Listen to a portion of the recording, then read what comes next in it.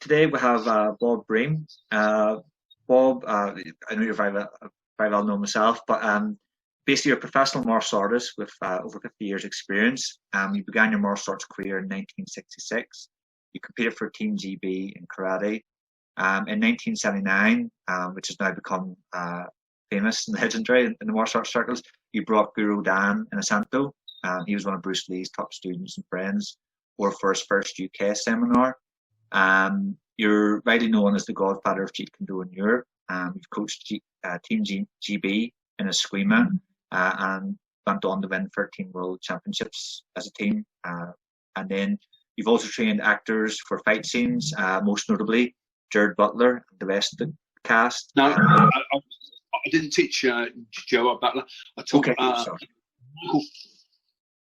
Fassbender and the other guy called Tom. I taught those. So that's from Wikipedia, and I don't know who's put that in. Okay, apologies. Yeah, so but that was from you trained some of the supporting actors for the film 300. And you're also an author of over 10 books. I'm not sure if it's 10. It's about 5. I think it's about 5. I've got earpods now, but anyway, that's fine. Okay. Yeah. And you also run a full-time academy at Hoxton, London. I used to. Oh, sorry. Well, no, because it's all changing. I mean, COVID's changed everything anyway, isn't it? Yeah. But no, I ran a club for 50 years until last year, and then last year I handed it over to my 2 top people, Paul Clark and Steve Payne, and they're doing a great job. They're going. I go and teach there still, and I still have like a handle on it. I'm still involved, but it's theirs now, and they're doing great. They're bringing in loads of people from everywhere, so they're keeping that template and just taking it on, and it's amazing. Yeah. Sorry for the miss some of the incorrect facts there, but thanks very much for coming on today. But they're out there, aren't they? Yeah. Wherever they go, and he had 700 street fights, and you go, well, no, I'm 7 street fights or whatever. It's like, isn't it? Yeah. But so basically at the moment you're I know you're putting a lot of work into the 4D combat system. If we start from there, what is 4D and how did it come about? Do you know what? I was in Italy. I was on holiday in Italy, and I was thinking, well, where am I in my life, and what's my contribution that I can continue to make? And whilst I instigated lots of BJJ in the UK. I mean, we brought in Chris Houter in '96, so that was the first proper black belt, I think, in the UK.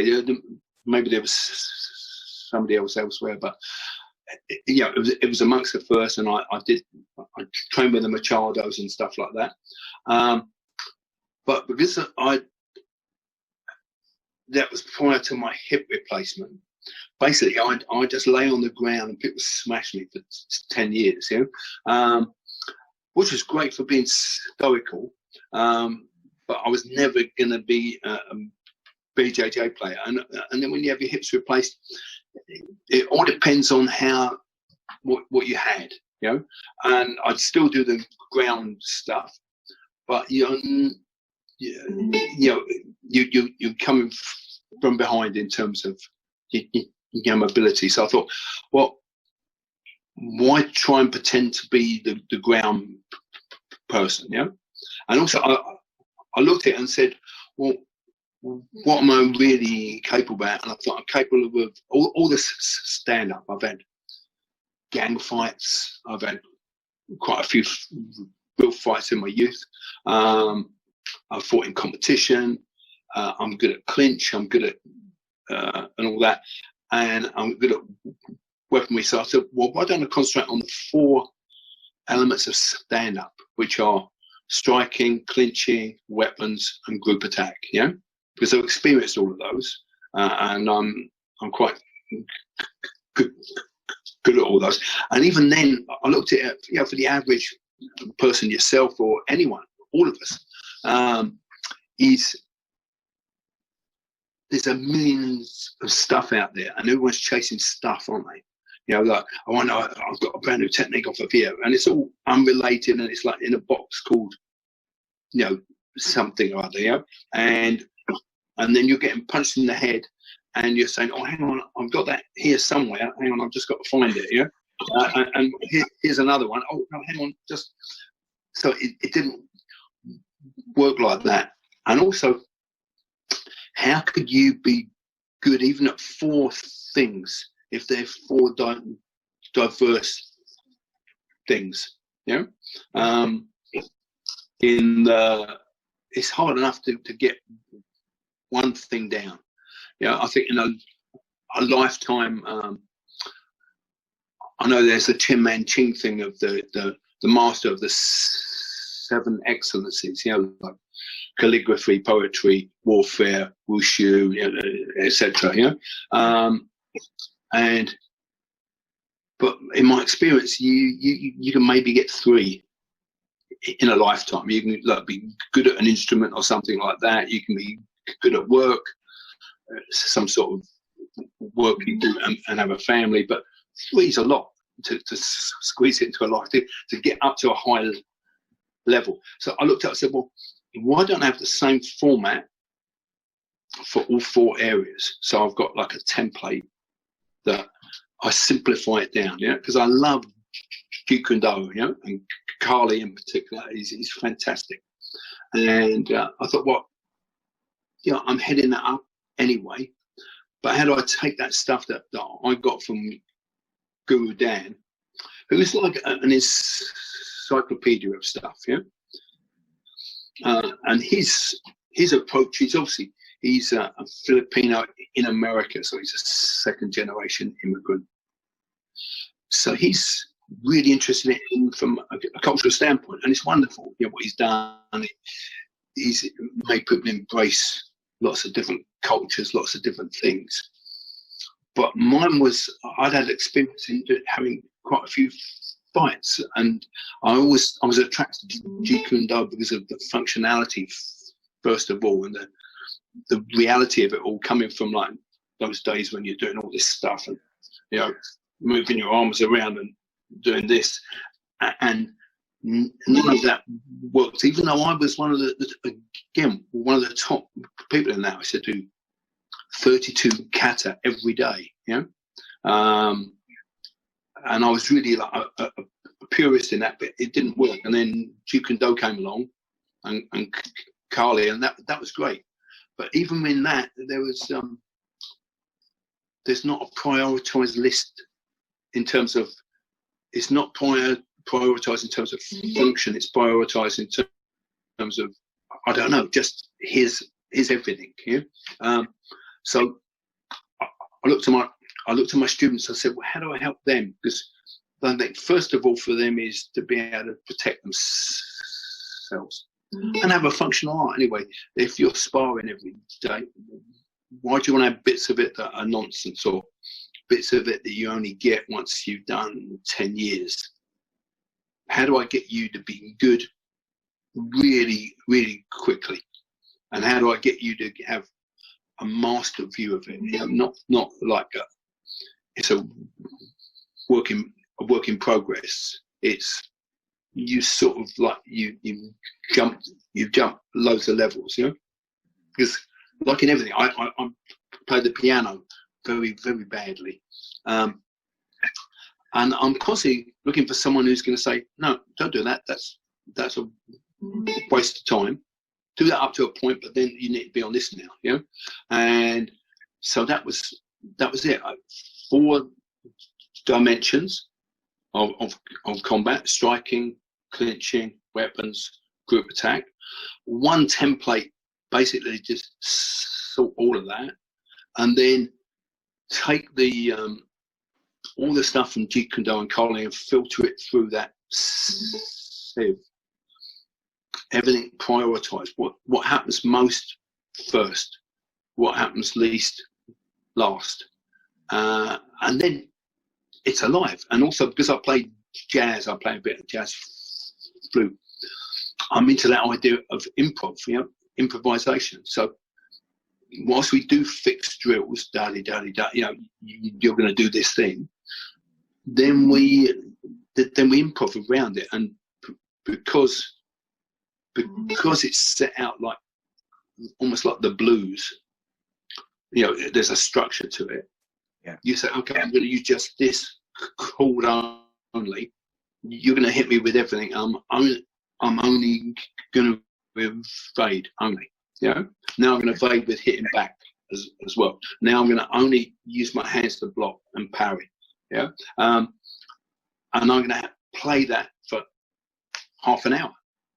So by the end of it, you own it. It's almost like jiu-jitsu on the ground, like you play guard, don't you? But lots of people play a guard game and you try and get past the guard. Well, almost like with the hands, this is my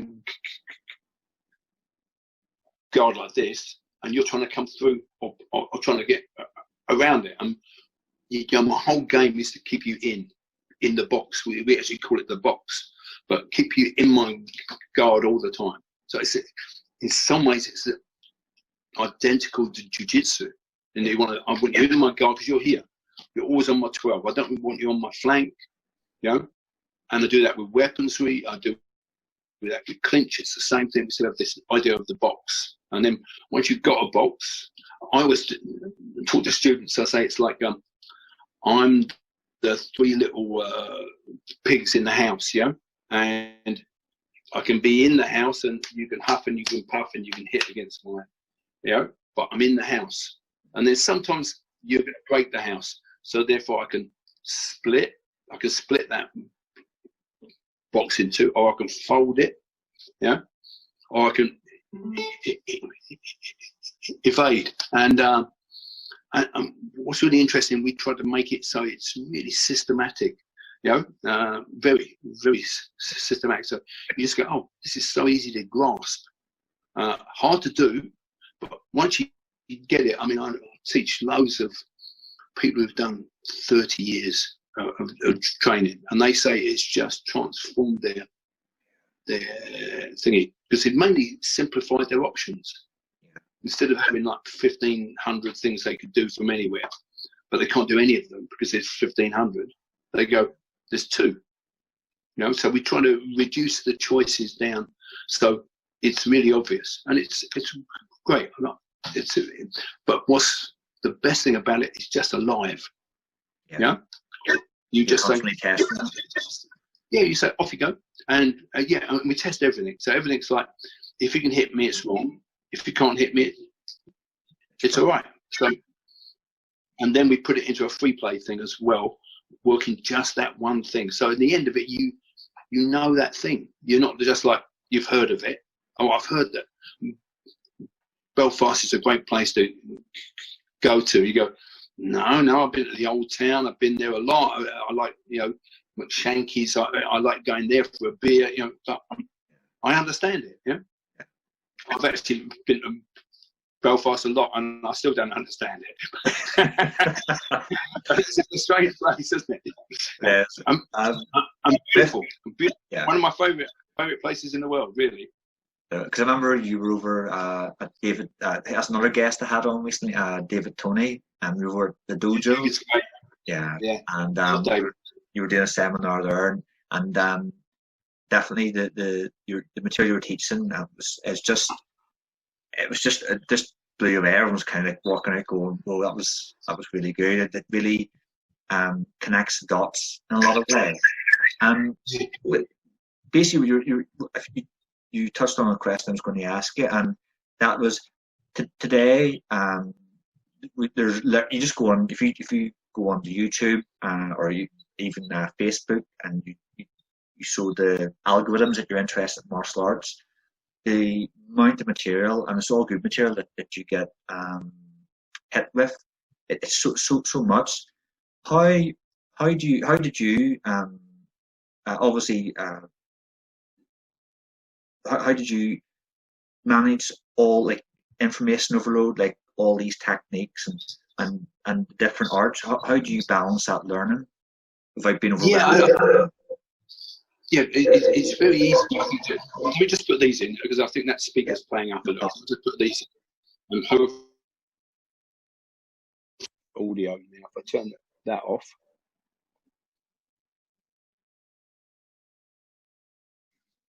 How's that? Can you hear me better? Yep, that's grand. I can hear you okay. Yeah, much better.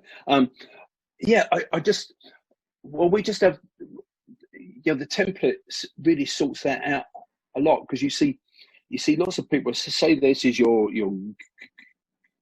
guard here, and you see lots of the traditional people, from Pencak Silat and stuff like that, putting their foot outside of the person lead. The person comes in with a step and punch, which obviously people don't ever do, firstly, people don't. So we first thing is we start from, what do people really do? What do people really do? Do they leave an arm out? Do they leave a leg out? No, they don't. So let's start from the hardest towards the easiest instead of the other way around, where you start with something totally unrealistic. But let's start with what's the hardest, but slow it down a bit so you can still train it, And then obviously after time you can do it any speed. And we looked at it purely as a goal, because often people will step outside of their guard. So basically, if you were doing it in a jiu-jitsu thing, you've now passed, haven't you? You've passed my guard, So therefore, we're in a 50-50 position. I don't ever want you in a 50-50 position. I'm never where you can put your 12, your center line on me. My center line's on you, but your center line isn't ever on me. Or if it is, I'm out of distance, or I'm so close that I'm like this, that you can't do anything. So I'm either long, short, or I'm there, over there, over there. And just that purely just that, the positional thing of being too close, too far, is huge. And most people don't do it. They're all operating, we always say, they're always operating on the X. Like if you were a tennis ball and you threw the tennis ball out and you're going to serve, that's the X, where the bracket hits the ball. And you see guys who are just there, aren't they? They're just on the X. And you go, why? So you don't want to be choking you up with a stop hit, like from Jeet or jam or a fold, or when I come in and clinch you, or I'm long, and so those things which seem really almost too simplistic, because people overlook them in the pursuit of like some complex stuff with the hands, and the complex stuff with the hands doesn't work at all, under pressure. I can remember being this is a very ribald and very politically incorrect story. I was on Bristol Beach in Cornwall, and my hotel was about half a mile that way, and the other hotel was half a mile that way. So I'm in the centre of the beach. There's about 1 million tons of water coming in every moment, and I'm in the sea, and I think I need a pee, So I think I get out and I walk to the hotel, and I think, no, it's gonna, I need a pee now, Yeah. So I think, okay, I'll have a pee in the water. So I get a pee in the water, and the wave hits me, and I go, okay, I'll just wait, and then a wave hits me, and then a wave hits me. So the end up, I didn't have a pee because my body couldn't let go for that second, because I was being hit all the time. And I went, oh, look how potent that is as a metaphor for combat. You can't do anything complex. You can do complex joining of ones and twos. So in a way, it's like a binary code, isn't it? Off and on. You've got 0 and 1. You might get up to 2, and maybe 3, occasionally 3, but generally it's 2s. So you've got 1 and 2 and 1 and 2. So you've got 4, but it's of 2s. So whilst we practice 1, 2, 3, 4, 5, 6, and we do like a rhythm like that, there's change points about every 2. So that's why we put the improv stuff on there, give you maybe 4 options to do a thing, and then get you to improv it and find out what you can get. And what you find out is the complex stuff is rarer. It tends to be the simple stuff, but because you get really good at the simple stuff, the complex stuff comes for free, which is a paradox. It's a weird paradox. You think, I'd love to go beep bub and do this funky stuff, yeah, and you think, and if you go that way, you never get there. Okay. But if you go, I'm going to simplify it down, I'm just going to get the first bit off, then the first bit begets the second bit. The second bit, you've got an A or a B. Again, it's an A or a B choice. So if they go that way, oh, okay, thank you, we're doing that. Okay, we're going that way. And so therefore you actually get to do amazing stuff, but not patterns or combinations of small patterns put together. So you become really free. And it's very poetic. It's weird. It's a complete paradox in that you seek this and you can't get it because you're after it. And yet, if you don't seek it and you seek just getting what you've got down, you get everything. Yeah. So focus on the pretty much the basics, the foundation of because they're not really basics at all. Because positioning makes a big difference. It's like, I always make an analogy. If I'm a schoolboy and I go to Eton, and I'm keen to become a merchant banker, it's probably fairly easy. But if I go to Belfast, elementary school, and I want to become a merchant banker, it's a lot more difficult, isn't it? So, obviously, you could go into a whole discussion about class and equality and stuff like that.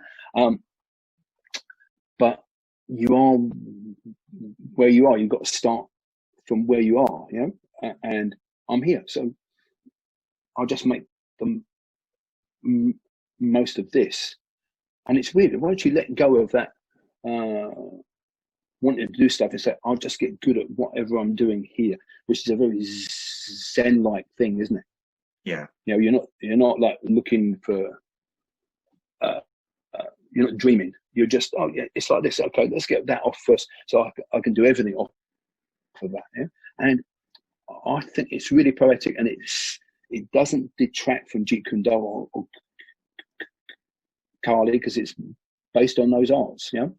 In fact, it is those arts, but it's in a way, it's sort of going back to what Bruce was on about simplification, which people have sort of lost a bit. You've got the people who say, no, you've got to do exactly like Bruce did it at 66, or you've got those other people who've got vast bags of material, which they can parody, but they don't own.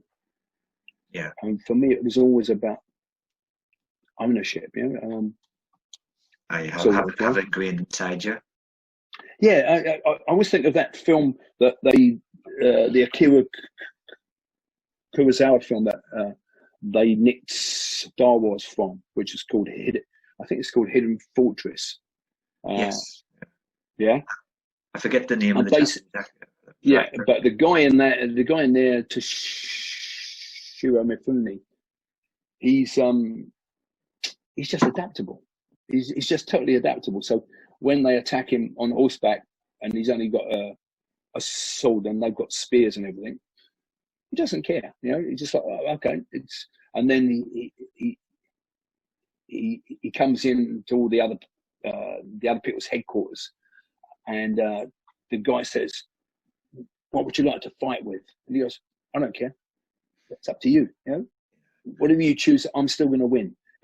And I love that. I thought that was one of, in fact, I love all these films and Kurosawa, just fantastic films. You know, been stolen from so many times, haven't they? You know, almost everything that's out there is stolen from him. Yeah, that's right. Like Seven Samurai, I think inspired. Seven Samurai, yeah, Fistful of Dollars. You know, was stolen from Yojimbo. Yojimbo, yeah. Yojimbo's a great film. Yeah, brilliant. Yeah? Great soundtrack as well to that. Yeah, great soundtrack and the whole thing. Yeah, so if you wanted to categorize 4D, it's Yojimbo and Sanjuro updated. If I could possibly be in that league, because he's amazing. Yeah. Well, you started martial arts back in 1966. Yeah. What got you into martial arts? How did that start?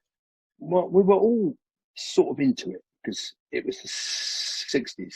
So around 63, there were books, so they were just out. It was like cultures were opening up a bit, you know. And there was a book, or there was a cartoon actually in the Evening Standard, the London Evening Standard, called Modesty Blaze. And so I bought the books, and really it was Jeet Kune Do before Jeet Kune Do had even been thought of. She was like an ex-criminal underworld boss, very sexy, who had a sidekick called Willie Garvin, and he was an ex-Thai boxer, could throw knives, you know, and she was good with a handgun, and they were both great at unarmed combat. Yeah? But as they said in the books, I don't go a bundle on anyone's system. So this is in 63. I don't go a bundle on anyone's system.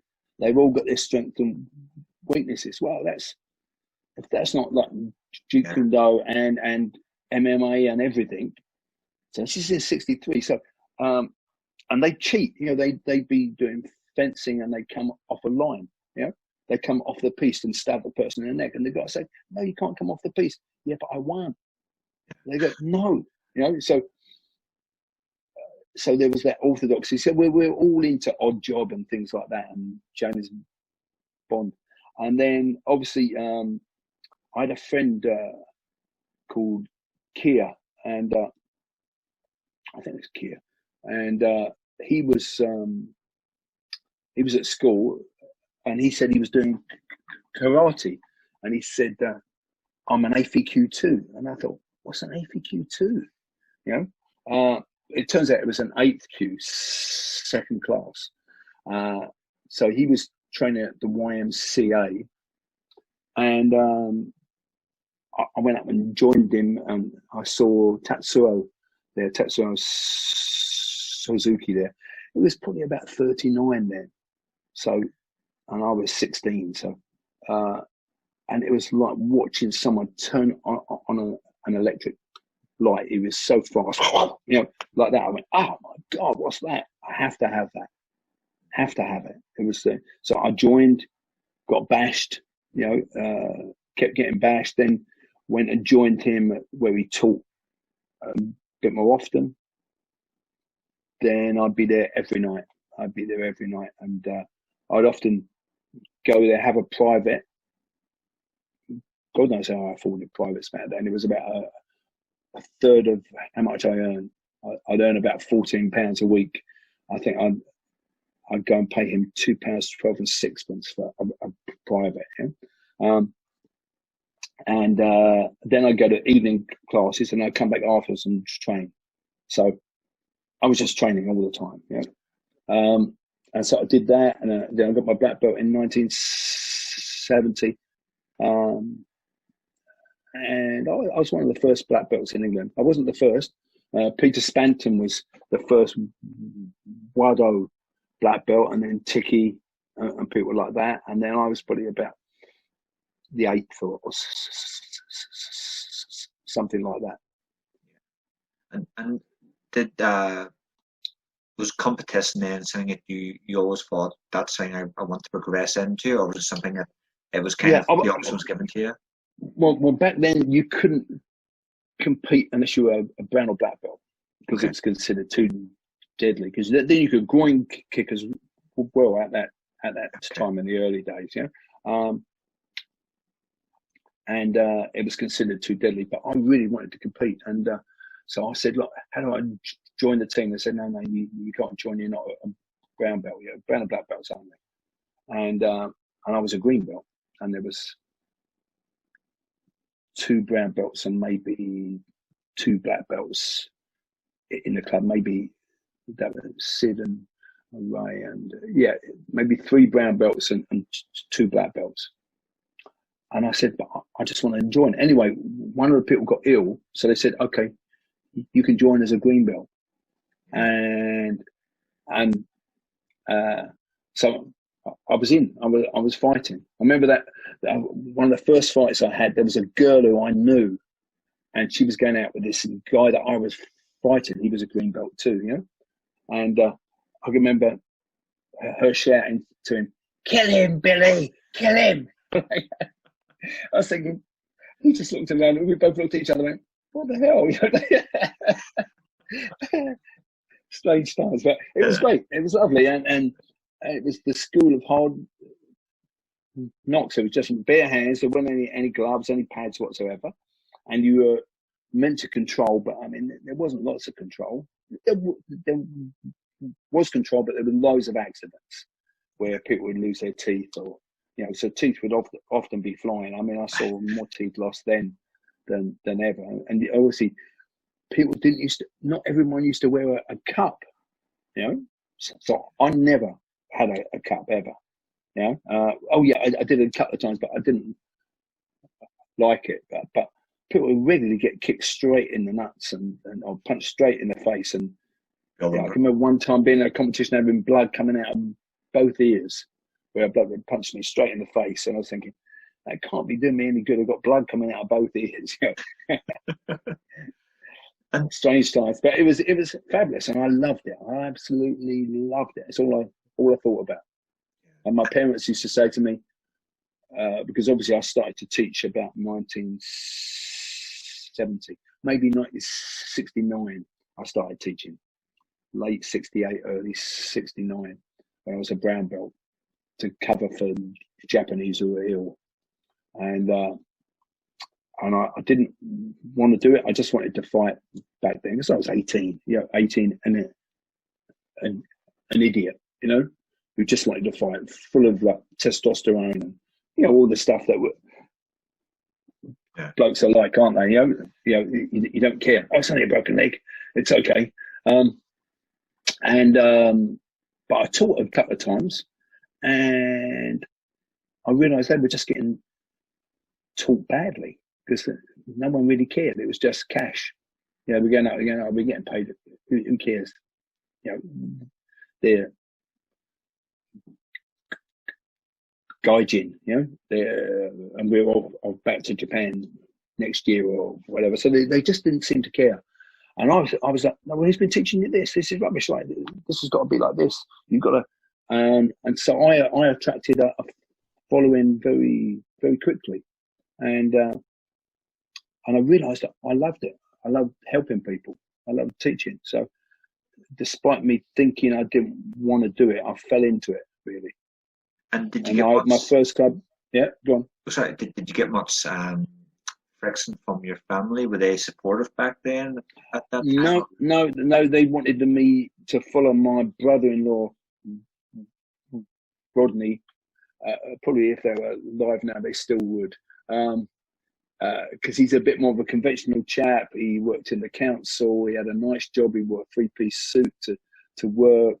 He was like an auditor. They go, why don't you get yourself a proper job, And I sort of had a good girlfriend then who was very lovely.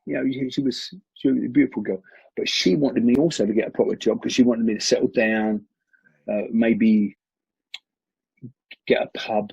Because if you're like a working class person, then your ways out your ways up are very limited, very limited. I mean, you either knew someone who was in the print, so you can get a job in the print, or you can become a taxi driver, or that was it. To get out of being a working class sort of, even though we were very educated, working class, middle class sort of family, we were still working class in a way. Working class got different stratas even now, isn't it? And so she also wanted me to get an orthodox job. So I joined the post office for 2 weeks. 2 weeks, and meanwhile, one of my friends who I was teaching, a guy called Cliff Adams, and this is very pertinent to today actually, is Peter Green. Peter Green of Fleetwood Mac died yesterday or the day before. Yes, I see. Well, Cliff was the manager of Fleetwood Mac. So Peter Green came up to him when he was 23 or something and said, "Here's all my catalogue, here's the rights for everything. I'm off." And he just left. And he gave him the rights to Albatross, all of those hits that he had, and so, I mean, Cliff was very rich even then. So he got, he got all the rights for it. He used to have a Jaguar with the number plate ELV1S. That'd be worth a fortune now, wouldn't it? Yeah. That number plate. And so he said to me, I was in the post office and I hated it. They like turned their brains off. They were all in the, really, I completed the course really quickly. And they said, "You completed that too quickly. So stay in this room for 2 days till everyone catches up. And then and I went, what? And it was like, no, you're too fast. You've got to go slower. And it was like, duh. And I'm really quite bright. I come from a very bright family. All my sisters are really, really bright. And my dad was very bright because my dad's Irish. And my dad came from Tralee, Dingle and Tralee. So he came here in 1921. And at the age of 11, he was one of only 5 boys from London who was chosen to get a scholarship to the Brompton Oratory, which was like Tony Blair's school, where Tony Blair's children went. But he couldn't afford the blazer. Couldn't afford any of the uniform, but he just couldn't afford the blazer. So they were a poor Irish family. So he didn't end up there. But he was inordinately bright. My dad was amazing. So anyway, I Cliff, to get back to my story, but I've rambled a lot. Cliff said to me, "Would you like to come tour in America with Deep Purple and Curved Air?" It was the band he was managing. I went, yeah. So that's what I did. Next thing I knew, I was shaving my beard off and getting on an Air India flight, first class to New York, and then I got put on a plane, which was like a dream plane. It was like a jumbo jet, but with sofas and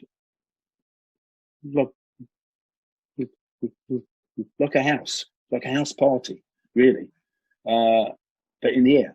So that was Deep Purple. And we toured all the West Coast, Salem, Oregon, Spokane, Vancouver, Seattle, all of that. It was fabulous. Yeah. So I came back and the girl packed me up because I wouldn't have an orthodox job. My family were in disarray, and I was thinking, I'm on my path. I know where I'm going. I sort of always knew anyway. I wasn't going to change. I never compromised, ever. I never compromised. I just went, no, this is the thing. I'm going to do this. And at the time, people thought I was mad. And later on, they come up to me and go, it's okay for you. you don't have to. And I said, no, it's just a choice, isn't it? It's just, and for all of us, we have those times in your life where you go, do I conform and buckle under, or do I just do my thing and believe, you know? That's amazing. And I always believed. Yeah. And sometimes I was really stupidly believing and made loads of mistakes, but I always did my own thing. I always went my own path. I never, ever compromised. And I'm quite proud of that now. Didn't seem a big thing at the time. It's just like, no, I just have to do this. Because, you know, training is amazing. When you're so empowered, you know, because it took me out of a group that I was in, which was like, we're sort of basically feral teenagers, like gangs and stuff like that, which is still prevalent, isn't it? It's still now, and I try and help everyone I can, really. But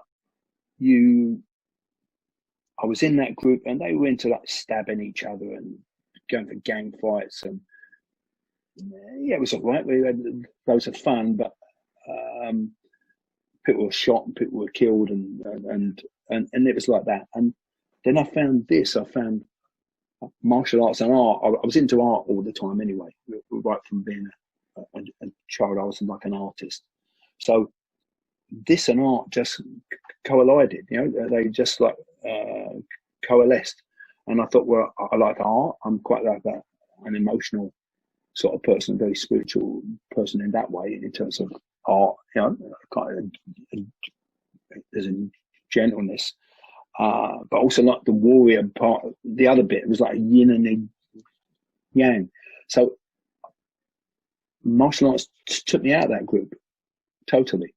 And then I went to university, traveled the world, met billionaires and everything. You know, yeah, it just transformed me. So I think for loads of kids out there, martial arts is just a great place. It teaches you about self-discipline, about respect, about cultural stuff as well. So you don't go, well, they're all this, they're all Johnny Foreigner. You realise that all those cultures have got huge depths in, haven't they? Yeah. You know, food-wise, art-wise, music-wise. Yeah. And you also spent some time in Japan as well, isn't that right? Yeah, not too long. I was there with a stammer, because I have a stammer, and I've had a stammer all of my life. Yeah, well, since I was about 5, probably, and I had some therapy on it, but I just wanted to get on, really, you know, move on, and it would be very easy because the therapy's great. Some of the stuff they do is great, and you can really use it in everyday life. But being in Japan with a stammer, because most of the ways out over there is to teach English. Okay.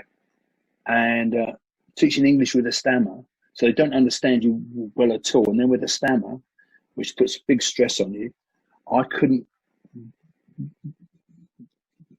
work over there. Yeah.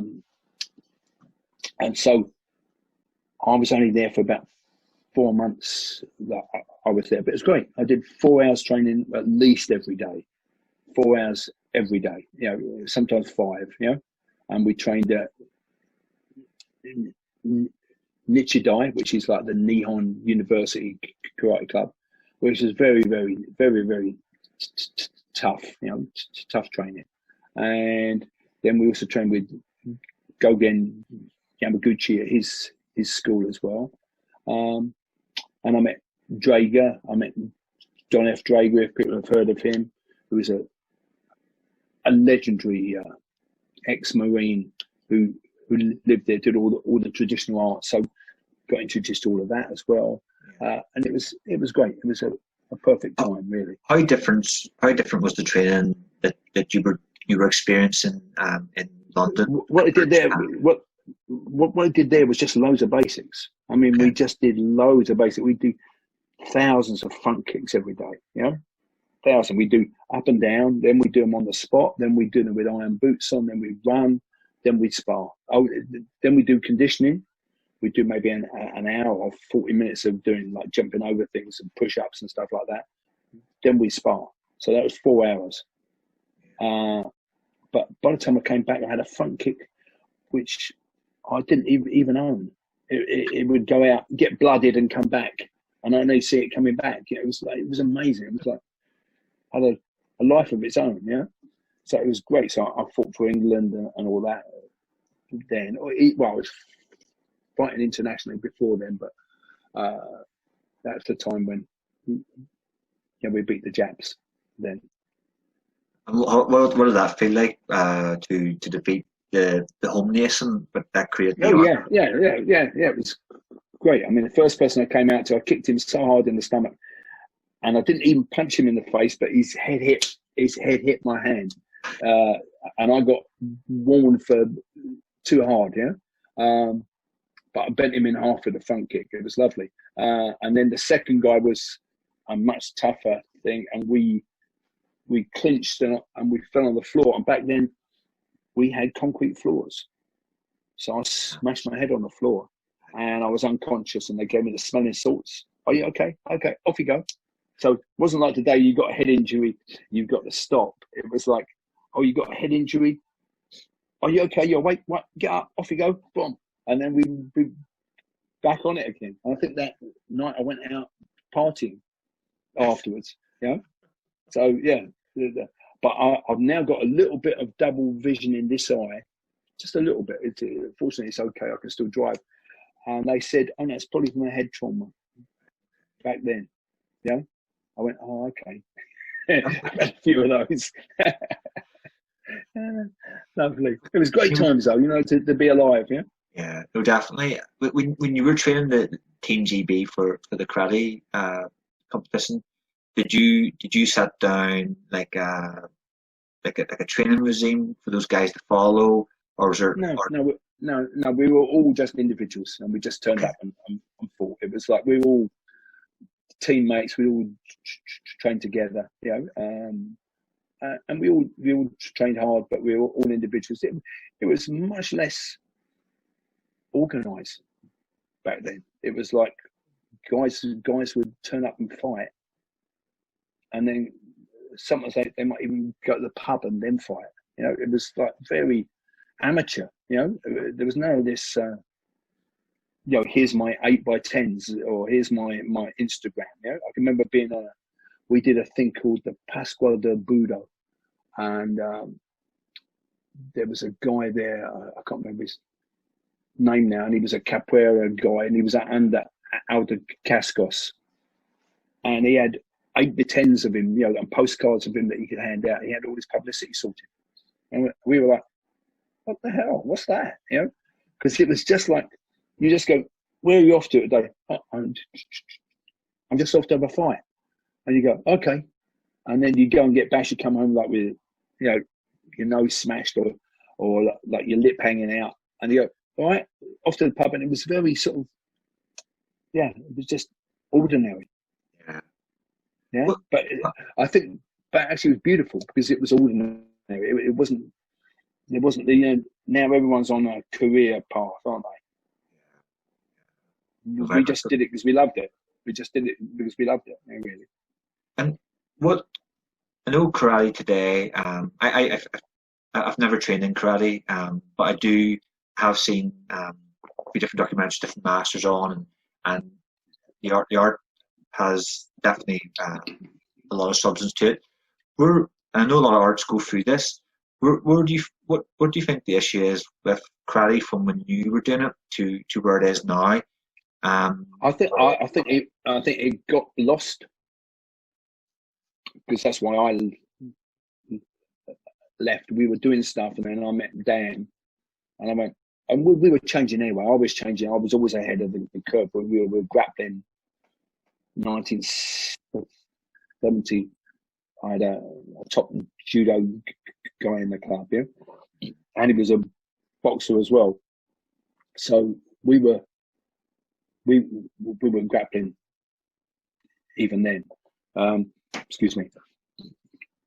And we were grappling and doing everything, doing wrist lock stuff. But it sort of got lost a little bit. And then, but now I think it's found itself again, because it's almost gone to that point of being like falling apart. Yeah. And now, if you look what people are doing now, they're very, very dynamic. They're doing lots of work with timing and cones and distancing and footwork. And so I always thought it was great. I thought karate, there was some fabulous players then who kick your ass, whoever they were. You know, the Terry O'Neills of the day, the Chickies of the day. They just kick your ass, whatever you did. But it sort of got lost, and then obviously full contact came in, so we moved into that. But now I feel karate's sort of come back a bit. You know, there's probably people still doing katas and stuff like that. Yeah. But when I see the competition people now, I think they're almost ahead of the trend, really, because they're being almost coming from behind is easier, isn't it? You go, oh no, we need to update this, so they're doing it. They're doing everything really. Excellent. And then you obviously born in 1979, you brought Guru Dan Inosanto over. How did you come across? How did that come about? And how did you first discover Jeet Kune and Guru Dan? Well, I'd heard about him because I used to go to the Chinese movies late at night in Wardour Street, and there were probably a couple of other English people there, or white people there. Not that I saw them in the audience, but they tell me that they were there. So there's probably a couple of us. There was a few of us, but other than that, it was all Chinese. It was all in Cantonese anyway. So we watched all these Chinese kung fu films. 12 o'clock at night it started when all the restaurants closed. So all the waiters would come out and just go to watch the kung fu films. And so I was aware of him coming along because they said, oh, next week's the big boss came out. I'm not sure when that came out, 70, 71, something like that. And so I was there. I was into it anyway, and he came along, so I was into the idea. But then I saw the articles in Black Belt, and I thought, well, he talked about his small phasic bent knee stance and things like that. And I thought, well, we've been doing that for years, so it didn't seem that new. Although I was incredibly interested in him. And once I'd seen him on film, I was very interested in him because he was just great.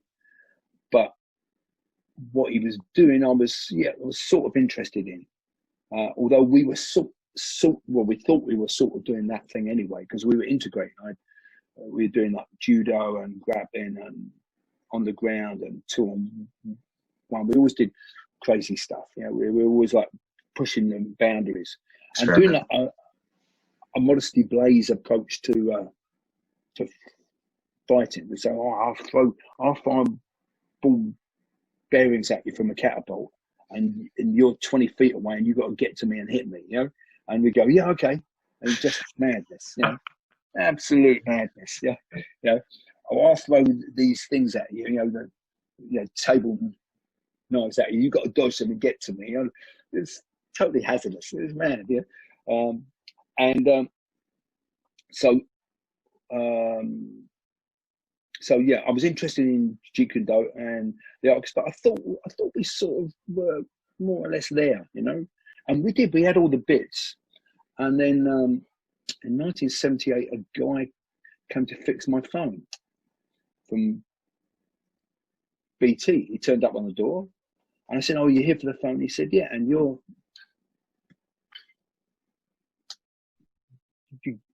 Bob Breen, aren't you?" I went, "Yeah, I am." How do you know? He said, "Oh no, I know all about you." Because I was on the front cover. Oh, not on the front cover. I was inside the first copy of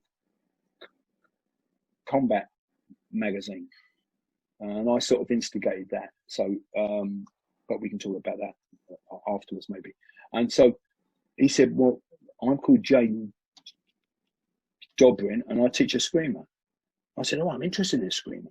So he said, well, come on down. And we went down to a little place, and there was about half a dozen of us doing a screamer with Brennan Latosa, Bill Newman, Brian Jones, and Jay. And I think maybe Phil Chenery was there, I'm not sure. Ralph Jones and I went, or I went and then asked Ralph if he wanted to come, I'm not sure now. So we started a screamer, but I was interested in what Dan was doing, so I'd written to Dan about the same time. I didn't hear anything for a year, and then Norman Breen phoned me up. He said, we're in London next week, would you like to host? I went, yeah. So I've got 50 people in a week. Excellent. Yeah. And they were predominantly from my school, but we got 50 people in just over a week. And then my dad had a hotel, because he was in hotels, he worked in hotels, so we got the Ivanhoe Hotel for free. And we hosted there. And that was history. And then Dan came with Jeffrey Marder. And if you know, Jeffrey Marder did all the Born Identity stuff, you know.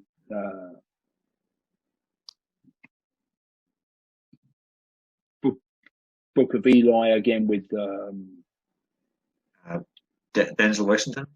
Yeah, but Denzel. So him and he was the teacher for almost all of that. So he's a real star. So they came and they just blew me away. They absolutely blew me away. I thought, I'm really good at the stuff I do. I've been captain of a national team. I'm a seasoned fighter. I'm into boxing. I'm into full contact. I'm into and I do a bit of a screamer, and they just went and just I went okay, I'm in, and that was it. I was in, and I still am. I'm still a student of Guru Dan after 40 years old. So it's and he's amazing. He's amazing. Just what a generous man. Opened doors for me everywhere. Back then, obviously, at that seminar, and I know that was a big pivotal moment for a lot of the high-level martial arts guys in UK, because they all went to that seminar, and they in any of their biographies you read about, their interviews, they always say Bob Breen, Guru Dan over in Avanti, and What for anyone who's going to be watching this now, maybe they're like, they don't know who Guru Dan is, which is a shame, but they don't. What if you explain it in layman's terms? What is Jeet Kune Do, and how pivotal was it when it exploded onto the world stage compared to what everyone else was doing up to then? I know obviously there was a lot of people who were pioneering, like yourself, along those lines. But if you could explain that to people, what I think what Bruce did back then with Jeet Kune Do is he was really the first person to systemize. This isn't perfect, what he did as the Jun Fan stuff. So the Jun Fans isn't Jeet Kune Do, and Jeet Kune Do is a bit harder to describe than Jun Fan. But even if you look at his Jun Fan system, it's looking dated now, but as a system, it was the best out there by far. It was light years ahead of everything, because it integrated boxing and a boxing modality in with trapping, in with locking. It's a great place to start, really. And he was just a huge innovator. And then Jeet Kune Do was really saying, well, even that's not right. Even that's like, you need freedom. You need to, and freedom's quite hard to teach, isn't it? Because the thing we found, even with 4D, is people want, so what do you want me to do here? So they want to be told all the time, they want to follow. And what Jeet Kune Do was about, finding what's your art, bringing your art out through you. So you do need a system to start with, but then you've got to say what is, you know, what's the simplest thing. And he was about simplicity. Is it simple? Is it direct? Is it efficient? You know, and once you've got that as like a template, then you can put anything in that box. And you just sieve it through that. And then people say, no, it's not Jeet Kune Do. It must be like this, and it must have, you know. But that's not what I consider Jeet Kune Do. And because it wasn't, they talk about Jagede principles, but very few of them are written down, like the 10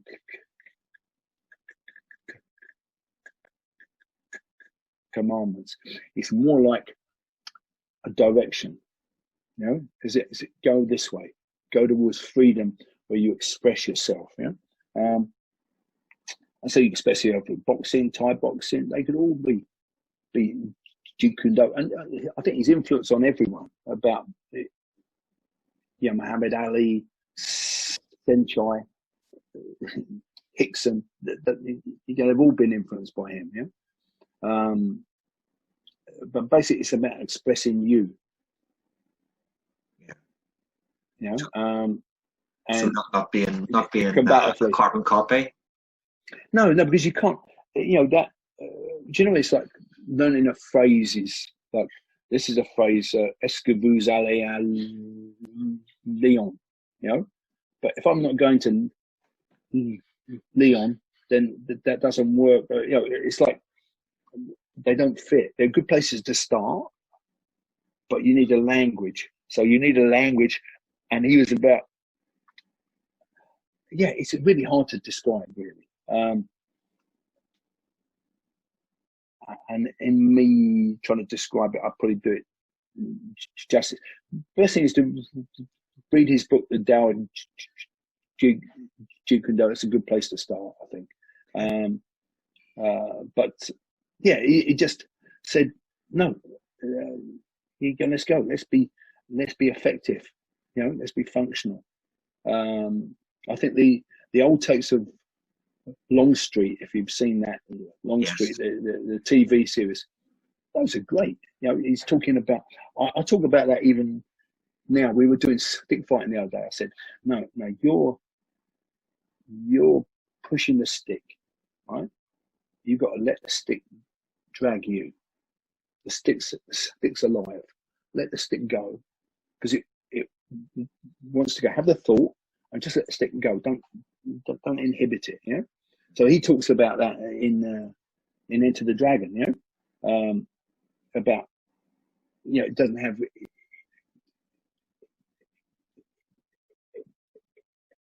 emotion in it. You know?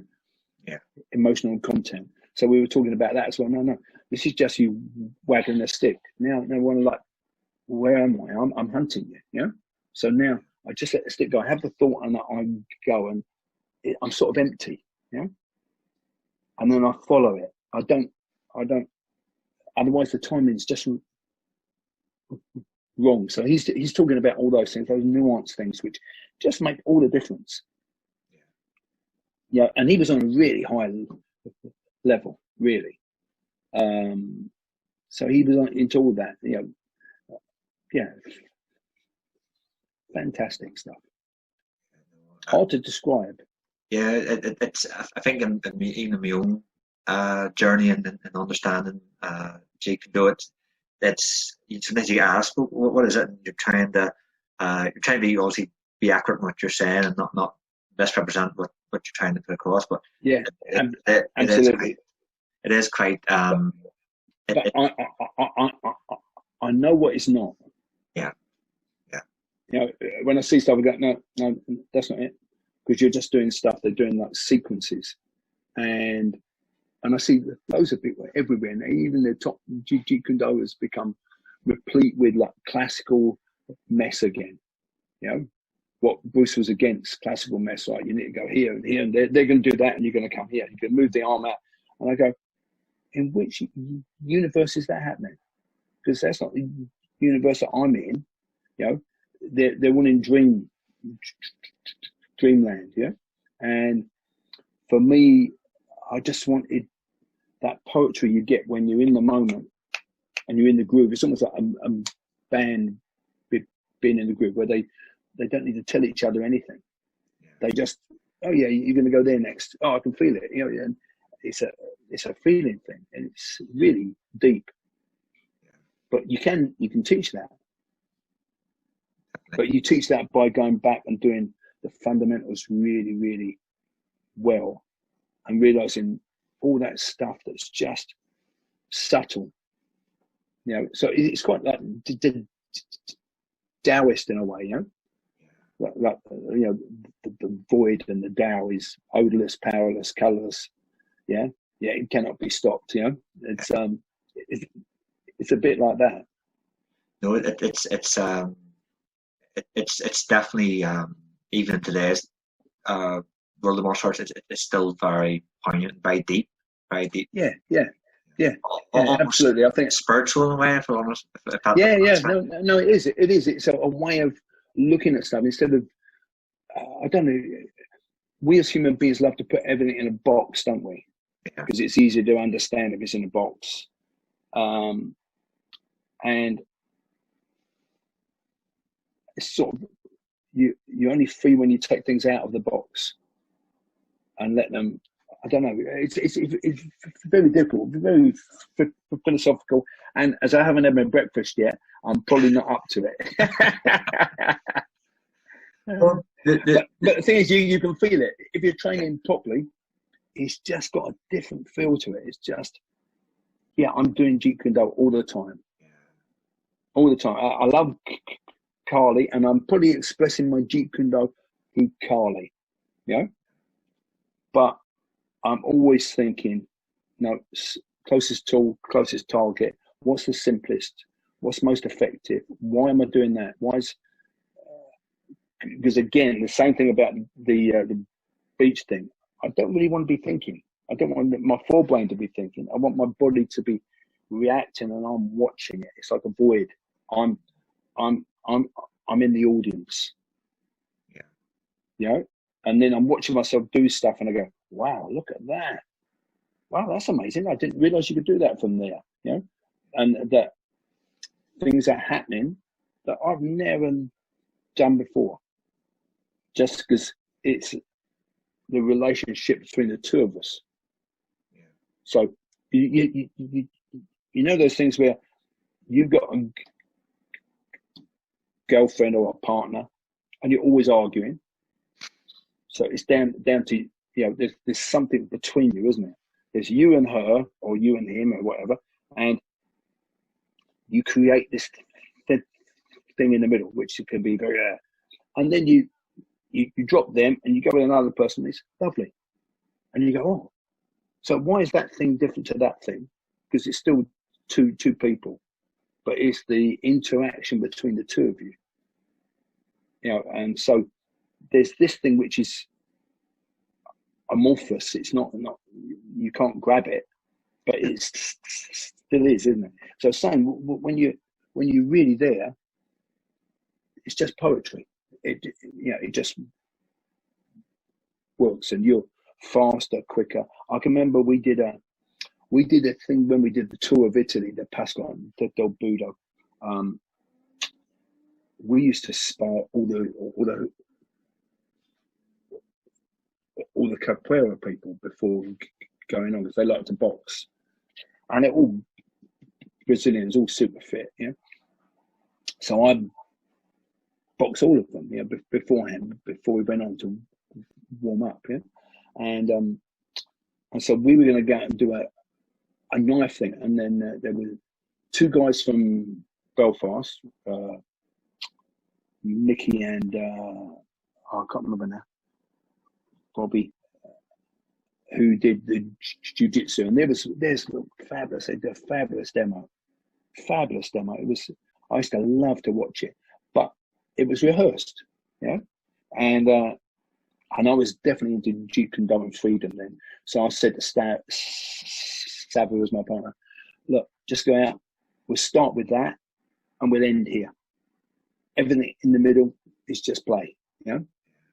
So we went out and anyway, he got cut early because we were using these daggers which had a bit of an edge, and he got stabbed, I think, high up in the cheek here, you know, close to his eye, and I got cut on the hand, and we were going like this with the knives like that, and then we could hear the crowd going mad, but we were in this bubble, and it was going really slow, and I was going, "You're cut, Sav, high up on the cheek." I said, "But it's okay, it's not near your eye." And he's going, "Yeah, I'm okay." And I was saying, "Yeah," and I got cut on the finger, and we were like, it was like in slow motion, and the crowd were going mad. It's all blood running down his face, all blood running down my arm, and we're in this void. We're in this void which was like a warm bath. It's like a film. It was fabulous, and we were seeing, and I thought, this is it. This is where we are, because we were watching ourselves, and you could have a conversation, and then anyway, we ended. Thing came on, disarmed him. He disarmed me, and that was the end. And then one of my friends, who was a 7th Dan in karate, came up, and he was in tears, and he said to me, "You bastard," he said, "you just did what I've always wanted to be able to do." He said, "You had no idea what you were doing, did you?" I said, no, I was just reacting." And he went, "You bastard." He said, "I trained for like 40 years or whatever, yeah." And he said, "And I'm nowhere near that." And I went, "Well, you just have to train a bit differently." Jeff, his name is. He's a very close friend of mine. Once lockdown's over, I'm going to go and train with him, because he's got loads of knowledge, but it's all in a bag. Do you know what I mean? It's all in a box, and so it's not free. And what you want is, you don't want to have something. Oh yeah, I've got something like that. It's at home. It's in the cupboard. I want it to be me. It's not like an overcoat I put on. It's me. I am it. You know, it's not something that I have to go and look. Oh, I've got some over here somewhere. You know, it's just how I express myself in everything I do. Yeah. And I think that's what loads of people are missing, because they say, "Oh, now I'm doing boxing, now I'm doing Thai, you know, now I'm doing Pencak Silat." And what you want is, those things are just tools for you to become you. You don't know. So that's what we're trying to do in 4D, is take that stuff, which is great. But I did Pencak Silat for a few years, and I loved it. Hard on my hips, because I've had hip replacements. And then my surgeon said to me, "No, you've got to be careful, because your edge will load in the joint, and it's starting to play up a little bit." So I had to step back a bit off of that. But I loved it. Great stuff. Fabulous stuff. You know, I loved it. I just really loved it. And the Thai, I did Thai and did all those things. But at the same time, they're just modalities, aren't they? They're ways in. How do you just get to where you express you, where you're not caught up in that template of this? You're just seeing it as it is. You know, like, oh, this is boxing. Oh, this is clinch. Oh, this is. I don't care what it is. It doesn't need to have a name. It doesn't need to have a stylistic constraint on it. And that's sort of where I am, which is a bit hard to be, because I'm just there, and I can't lie about it. I can't. I have to be truthful. Yeah. How is there? How would you? I'm trying to figure out the best way to kind of put this question across. What's the difference between like if you don't mind me saying, at your level, like master level, to maybe someone who's just, they're okay? How, if someone wanted to up their level, what how would you explain to get from like mediocre or just okay to that, just that high level, in maybe not just in martial arts but in any art? Is there a in any art? I think do you know what, the man who tries to catch two hairs catches neither. So I think you want width. Obviously, you want width. So you've got to play this thing between width and depth, haven't you? So I train with lots of people, but at the same time, I always think of that. There's the Herman Hesse book, Siddhartha, and basically, it's all there right in front of you. You don't need to go anywhere else. You need to polish what you have. Obviously, you need some width as well. So you want to go and look at stuff, but you want to sort of like pull it back to like, what's your experience? What's your reference points? What are your fears? You know, where don't you like to go? So make your strong bits really strong, and then your weak bits you can start to work on. So I'm a big exponent of like the range things. What have I got in that range? So I work my jab and my teep maybe. What have I got here? And then I just question everything. Why am I doing this? Are we equal? So I don't want to ever be equal. So we don't do trading really in 4D. You want to trade and I'm not there. So there isn't a trade. Yeah, I'm imposing on you from an angle. I think the big thing is just to turn up and train and question. So we do a thing with the jab where we say you should be getting 8 out of 10 jabs hitting against a person who's defending. And so if you're not at 8 out of 10, then that's the place to start, you know, because it's your first thing. And same with the teep. And just putting in the revs there, because what people do, they go, I've got this, I've just seen this is really good. Because my late think, oh, but I've seen this. And now they drop that and they're onto this, you know? And you got to go, no, this is 1,000 hours, isn't it? You know, I mean, I'm doing the piano and I'm probably doing an hour and a half a day. And what you realise, the guys who are musos, well, 2 hours a day is just, I was playing the flute and I went and saw a person. I said, I'm doing 2 hours a day. And he said to me, well, if you're doing 2 hours a day, you're moving backwards. I was like, really? And so you can't, if you're going to dabble, you've got to cut down your range. You know what I mean? You've got to say, I'm going to dabble. I'm only training twice a week. So I'm going to become really good at this and this. And I'm going to dominate everyone with those, because less is more all the time. I had a friend, Steve Payne, who's taken over like my club, and he broke his hand. So he can only use his left hand, only jab people, snap back and jab, and back fist maybe, but mainly the jab. He killed everyone for about 4 weeks. No one get near him because he simplified his choices down. I'm doing this, you know, I'm doing Eurobond trading, or I'm going to become a DJ, right? And I'm going to become an R&B DJ. I'm not going to be like everything. I'm only doing R&B. I'm only doing hip hop, you know? So I think when you've got less time, you need to simplify that down and do less. And that's true for all of us, isn't it?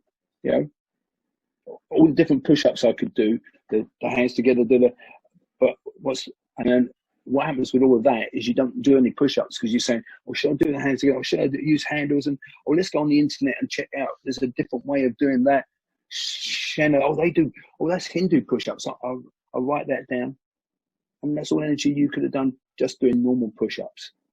So start with the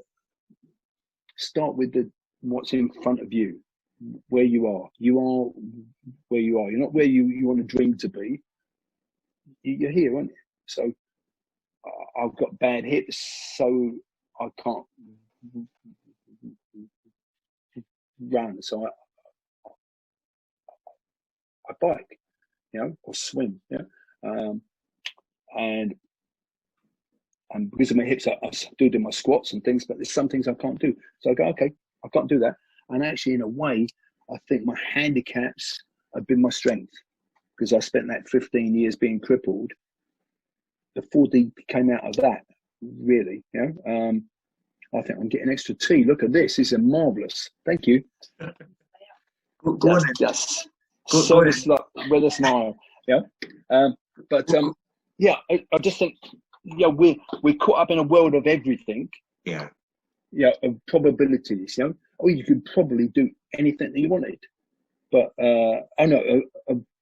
possibilities. A world of possibilities. You've got. Oh, you can go there. You can become. Whatever.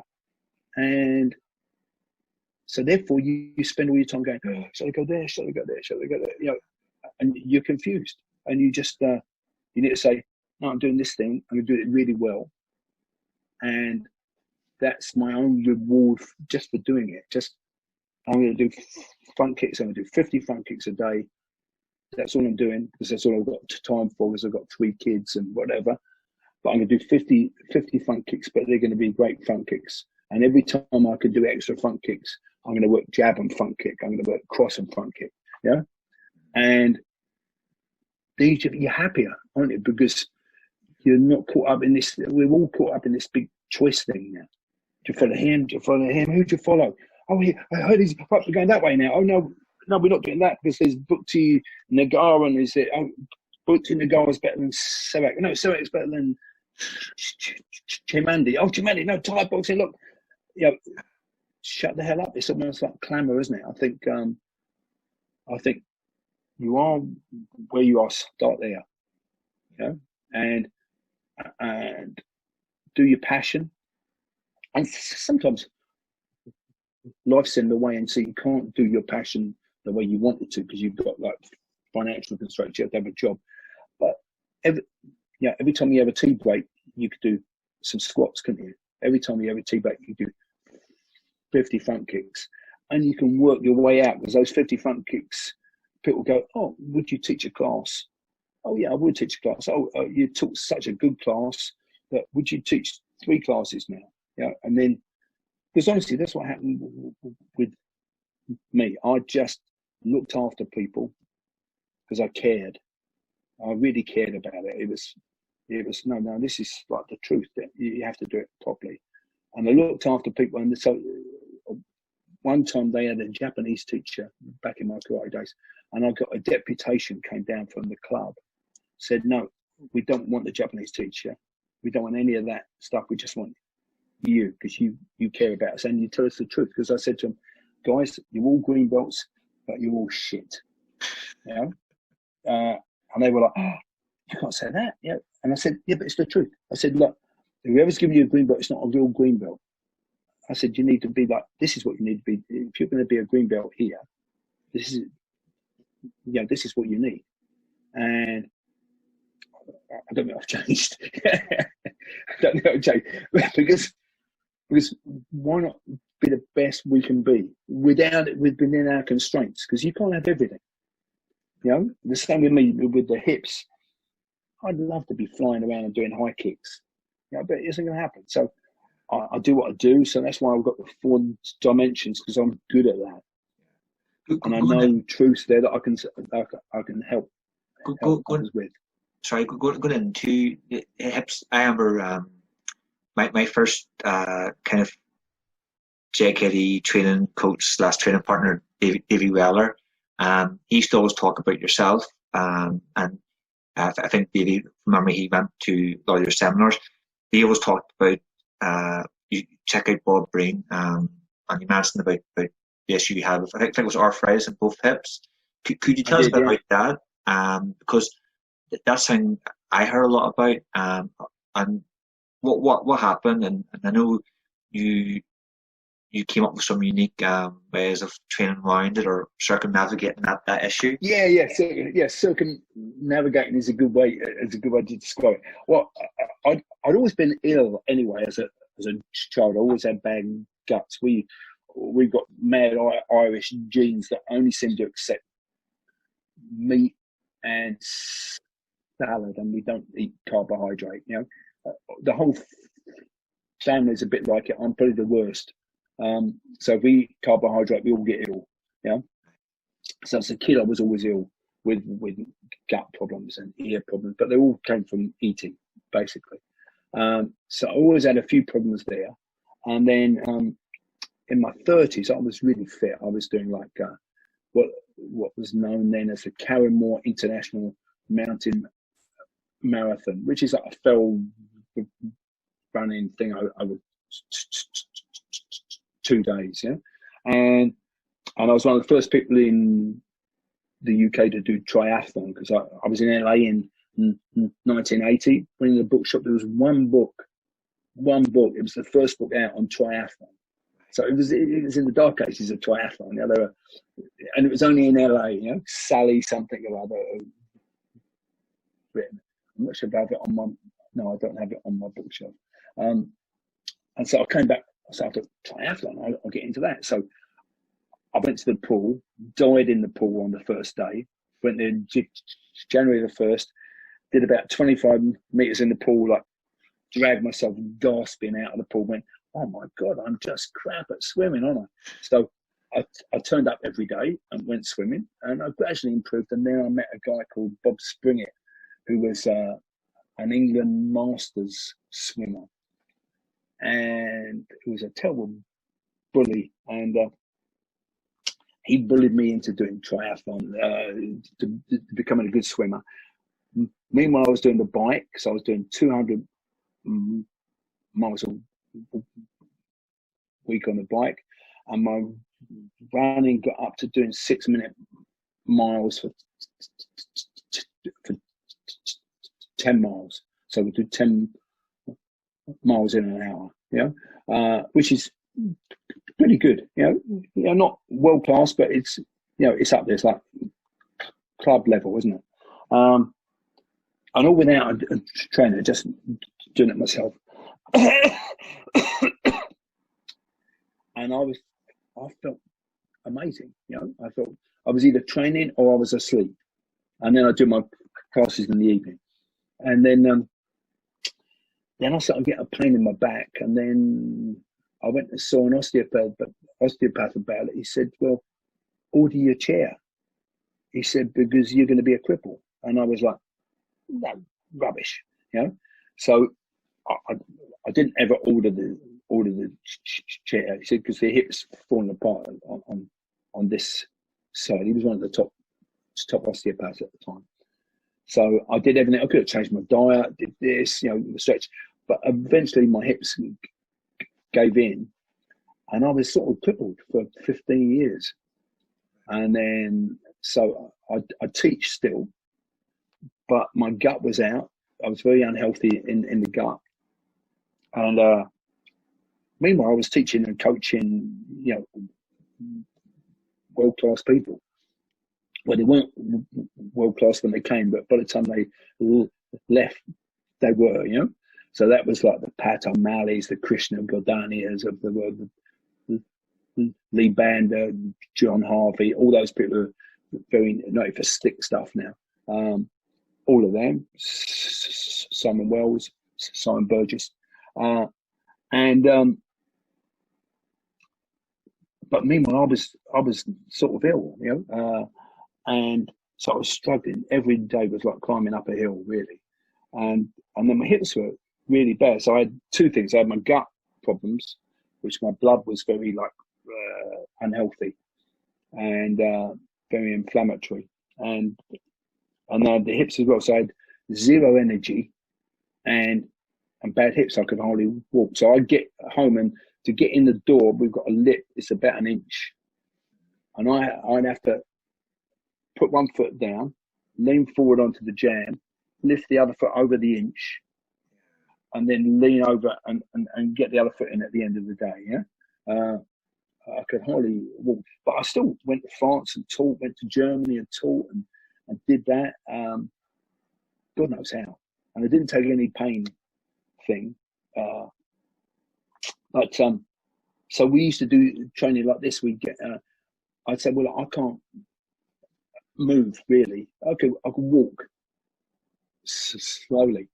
But what I found was just by walking, I was really effective because people didn't see me walk, because walking so every day that people don't pick up on it. If you lunge in like that, people see it. But you walk in and go bang and hit people and walk out, they can't see you. You're invisible, sort of, because they're not tuned to that, And also I'd say to people, look, I can't move at all. So I did this with Winston Fraser, who was like European Thai boxing champion at the time. I said, let's just stand on a spot and we'll bash each other, So it's just about invasion. So we used to do that.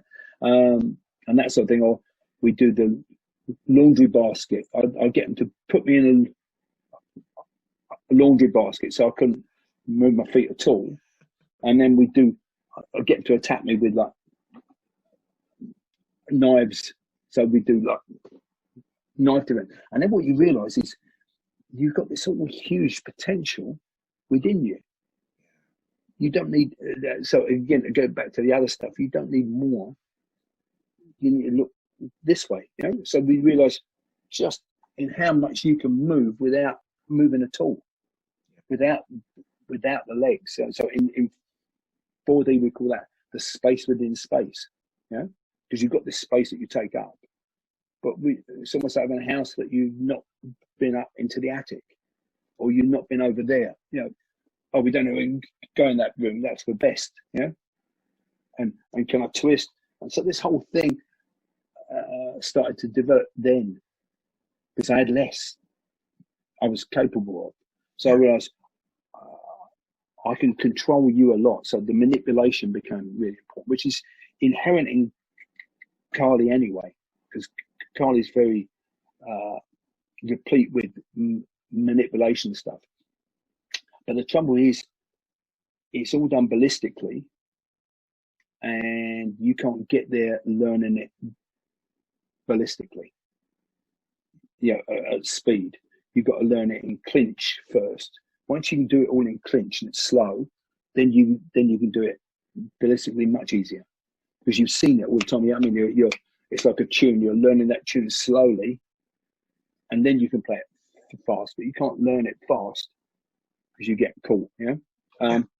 So we played loads of that stuff, loads of isolation games, and I still trained and still did stuff, and but I was compromised. But then I had some good doctors who helped me with the gut health, with ozone therapy and things like that, which really cleaned my blood up a lot and really brought me back. And then the hips, I had my hips replaced in 2001, and it's like someone giving you a whole new lease of life. So I still had this stuff from the body, but now I had footwork. And I can remember a good friend of mine, James Evans, Nicole, saying to me, he said, it's all right for you. He said, you've got good footwork. I said, no, bugger off. I said, I started from zero, because I hadn't been at any footwork for 15 years. I said, all I did was I just worked it.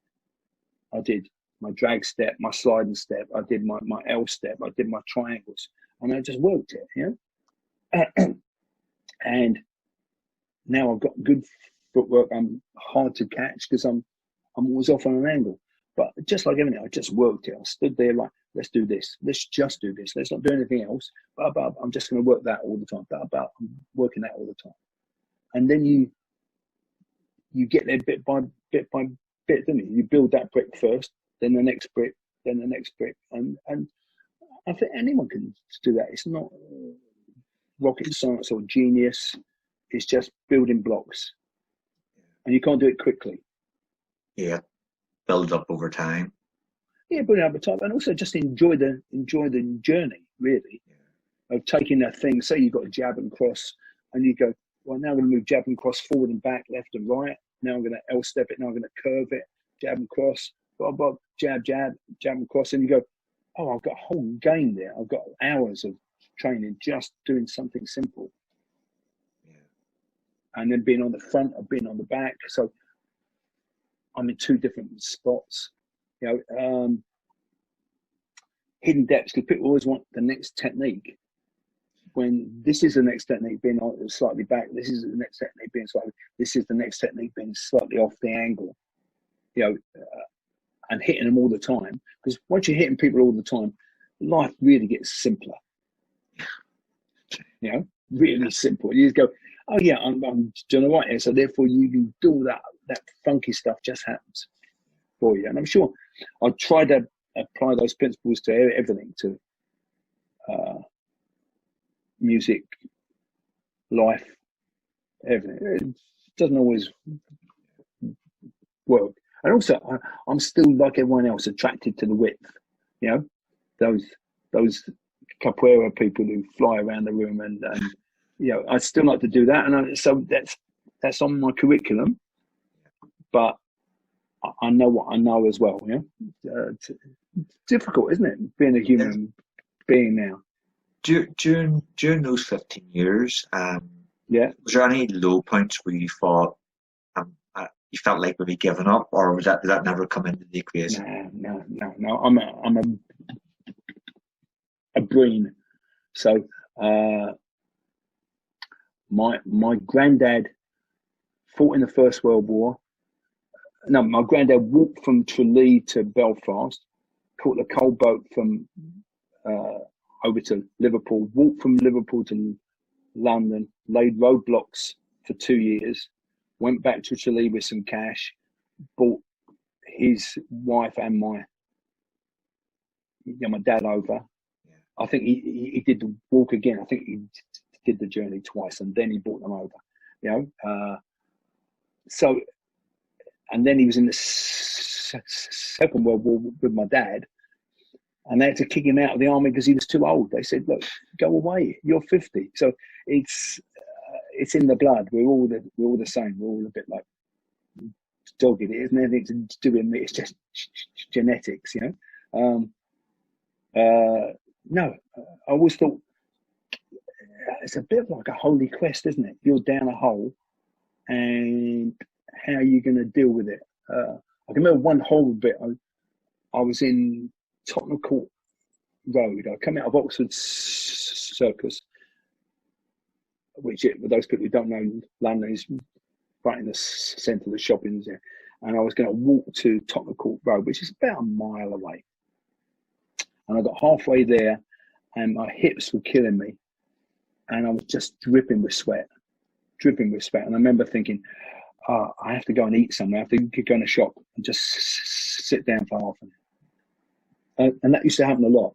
If I went to Blue Water, which is a big shopping precinct, I would do from John Lewis to Marks and Spencer, then I have to have a break for an hour. Then I have to come back. Now I walk around the whole thing twice, you know, at speed. But back then it was always uphill, you know. But then if I was, it's weird. The dojo is really weird, isn't it? Because you could hobble yourself to like a seminar. I'd go teach in Nantes or Paris, and I'd be like lurching along, you know, like hardly able to walk. And then they put me on the mat, and I was alive, just like, okay, let's go. Okay, we're gonna come here. We're gonna do this, maybe. And I fight everyone, you know. And then I come back to the room afterwards. Go, oh, I'm dead. Yeah. And so that's when I got into my cold baths and all of that, which would really help a lot. Yeah. So it was good. It was almost like having a teacher. It's like having a guru that every time you did something bad would smack you. You know. So you had to live a very pure life in terms of diet. You had to live a very pure life in terms of, like David was doing with you, doing the breathing. Yeah. And you had to become very self-aware of yourself, because it was just climbing a hill every day. I mean, when I closed the club up at night, I go around. It was a big school I had back then. I go around and turn everything off and close up, and I go down the stairs, and I have to hold on to the rail to go down the stairs. But it was all right then, because I was on my own. You know, I could be a bit crippled then, but otherwise, no. You know, I suppose it was performance a bit, which we all do, don't we? We all have a bit of, you know, performance during the day. But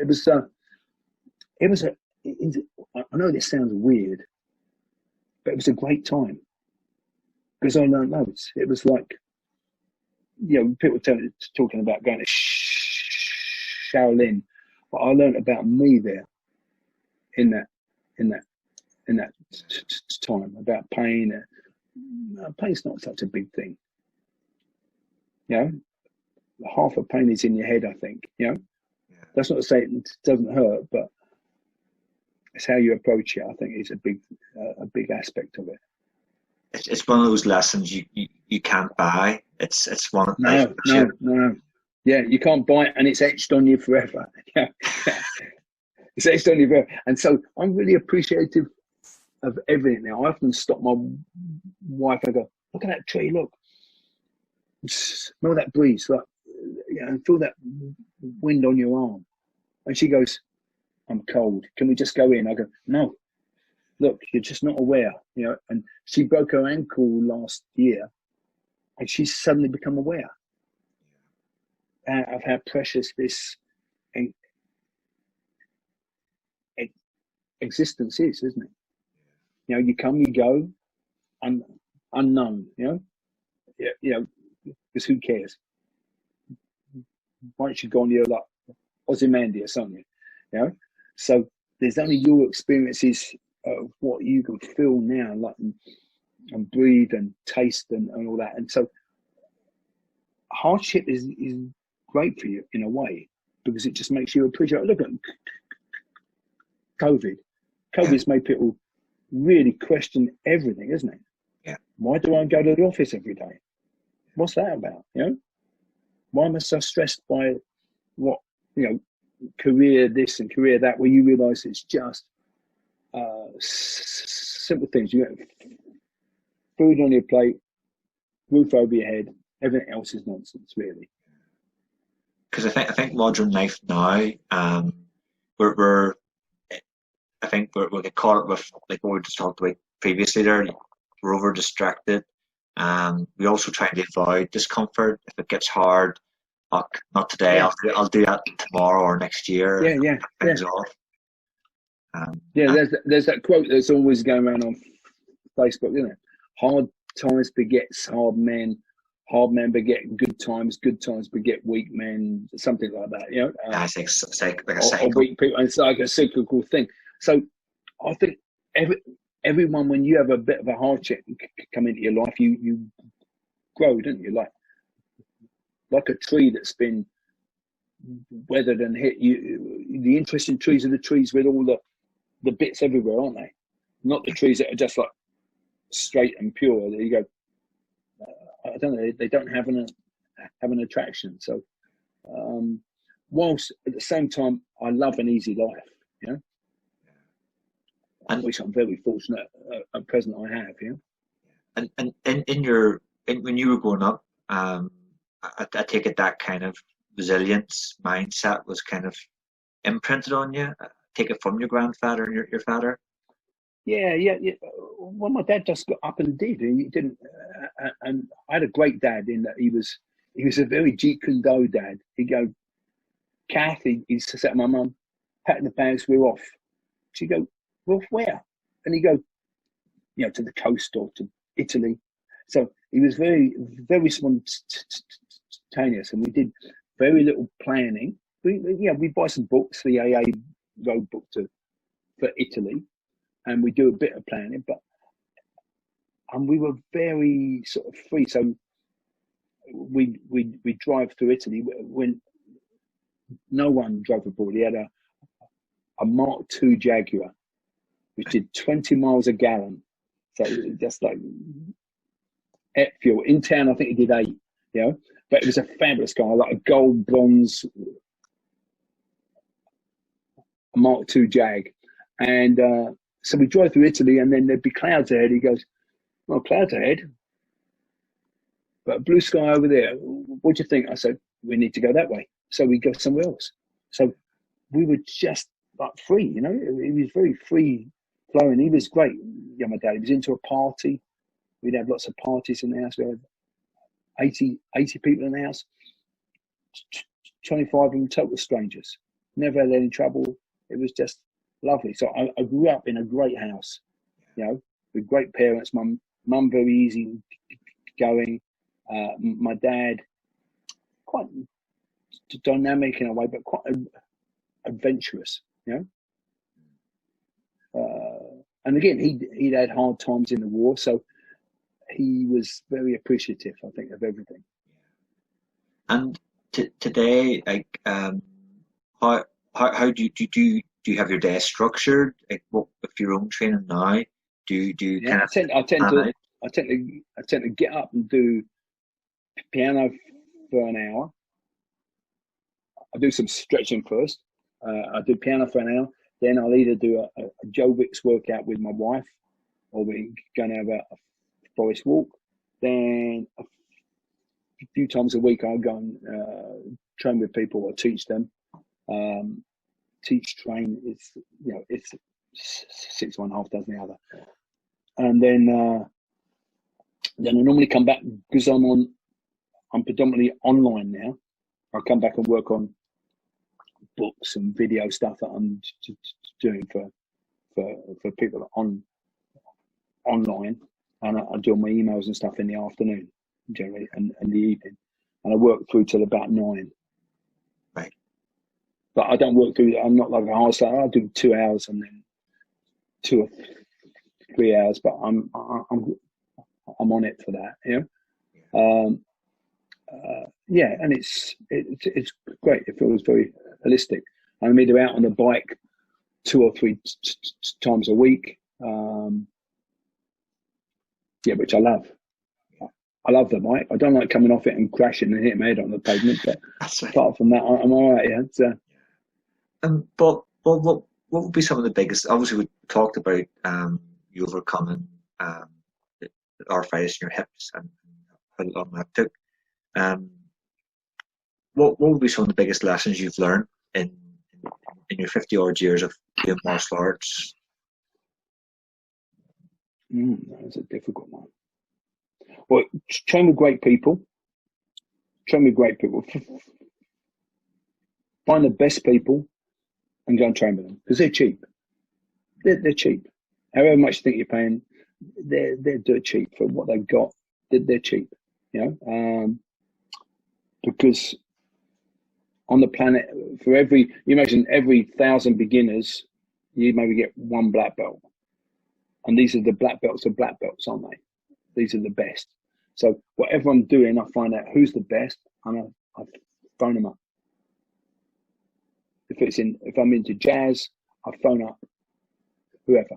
I just phone them up, you know, or email them, and I go, "Can I come train with you? Do you have any advice?" And some don't come back to me, but some do. Like down in Inosanto, I wrote a letter. I took action.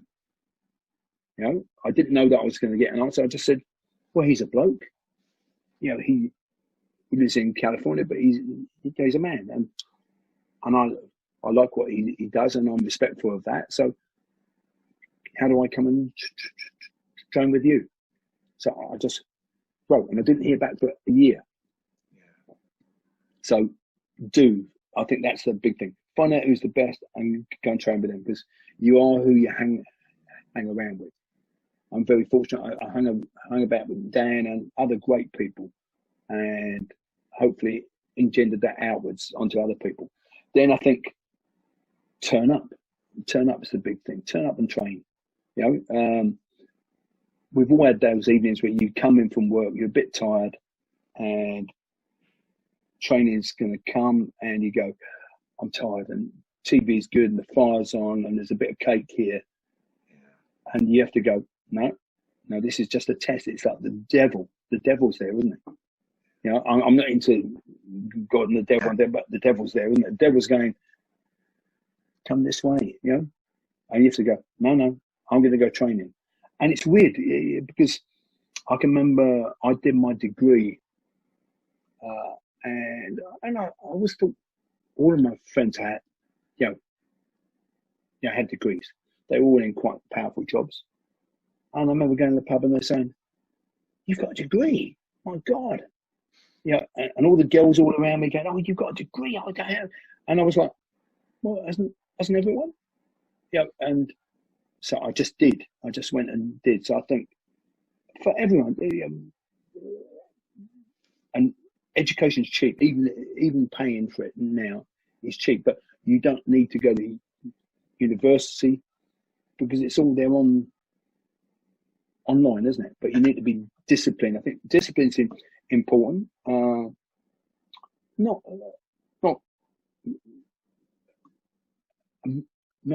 mad discipline, but that discipline of you just turning up and doing a bit. You don't need to do thousands, because I think the trouble now is I go, here's my pyramid squat training session. I'm doing superset stand up, and you go, because it's too much, isn't it? This is what I do for SEAL Team 6. We did 1,000 Cadillacs every day, and you go, and it's like a barrier, isn't it? Yeah. Just start. Just do 5. Having been broken, I realised the power of 5, or 10, or 15. Start. Just start. You start and keep going. That's all you need to do. People, I think, don't appreciate that. We're all broken. We have a thing. I have a group. We call them the broken biscuits. Because when I was younger, and we were a bit poor, my mum would take us down to get broken biscuits. Packs that were broken, so they were all loose, and they were broken biscuits, but they were still tasty, but they were just broken. So we say broken, but still tasty. So I've got a guy who comes to train with me, Paul Cudmore. Paul Cudmore's like, he should be a black belt in jiu-jitsu and BJJ, but he's so broken that, but they should give it to him. So he turns up all the time, but he's got a shoulder that doesn't work, 2 hips that don't work, this shoulder doesn't work, the elbow's gone. He's still beating people up. He's amazing. He's an incredible man. And even he says the less he's got, the better he's becoming. So don't let hardship get in the way of you. It just defines you. Your response to it is what makes you different. So seek out the best people, turn up, don't overstress about thingy, but just do. Have that discipline of doing. This 5 begets 10, doesn't it? 10 begets 15, and then you go, I feel quite good today now. And also that self-esteem you get from just doing. Because sometimes I have days when people saying, I'm doing 25 days or 25 push-ups, and I go, I'm struggling at 20. So I think, okay, it isn't a competition. I'm working with what I got. I'll do 20 today, and then when I can do 25, I'll do 25. And when I can do 100, like my wife told me the other day, I was saying about the guys who are all doing a burpee challenge at the moment. I was going, look at this. This is really tough. She said, no, hang on. When you were their age, you were doing burpees till everyone was dying, and then you keep going. I was going, yeah, okay. So when you're strong, be strong, but when you're not strong, that's okay. Just keep going. Maybe at a lesser rate, but keep it up. And if you've got impediments, so you've got stamina, or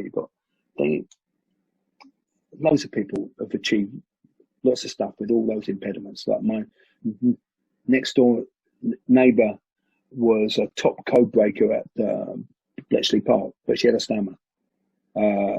Jeff Gleason, who was national judo coach, had a stammer, bad stammer. Much worse than mine, because I was at university with him. So life's about just saying yes, isn't it? Yeah. And then the next question is how? How do I do this?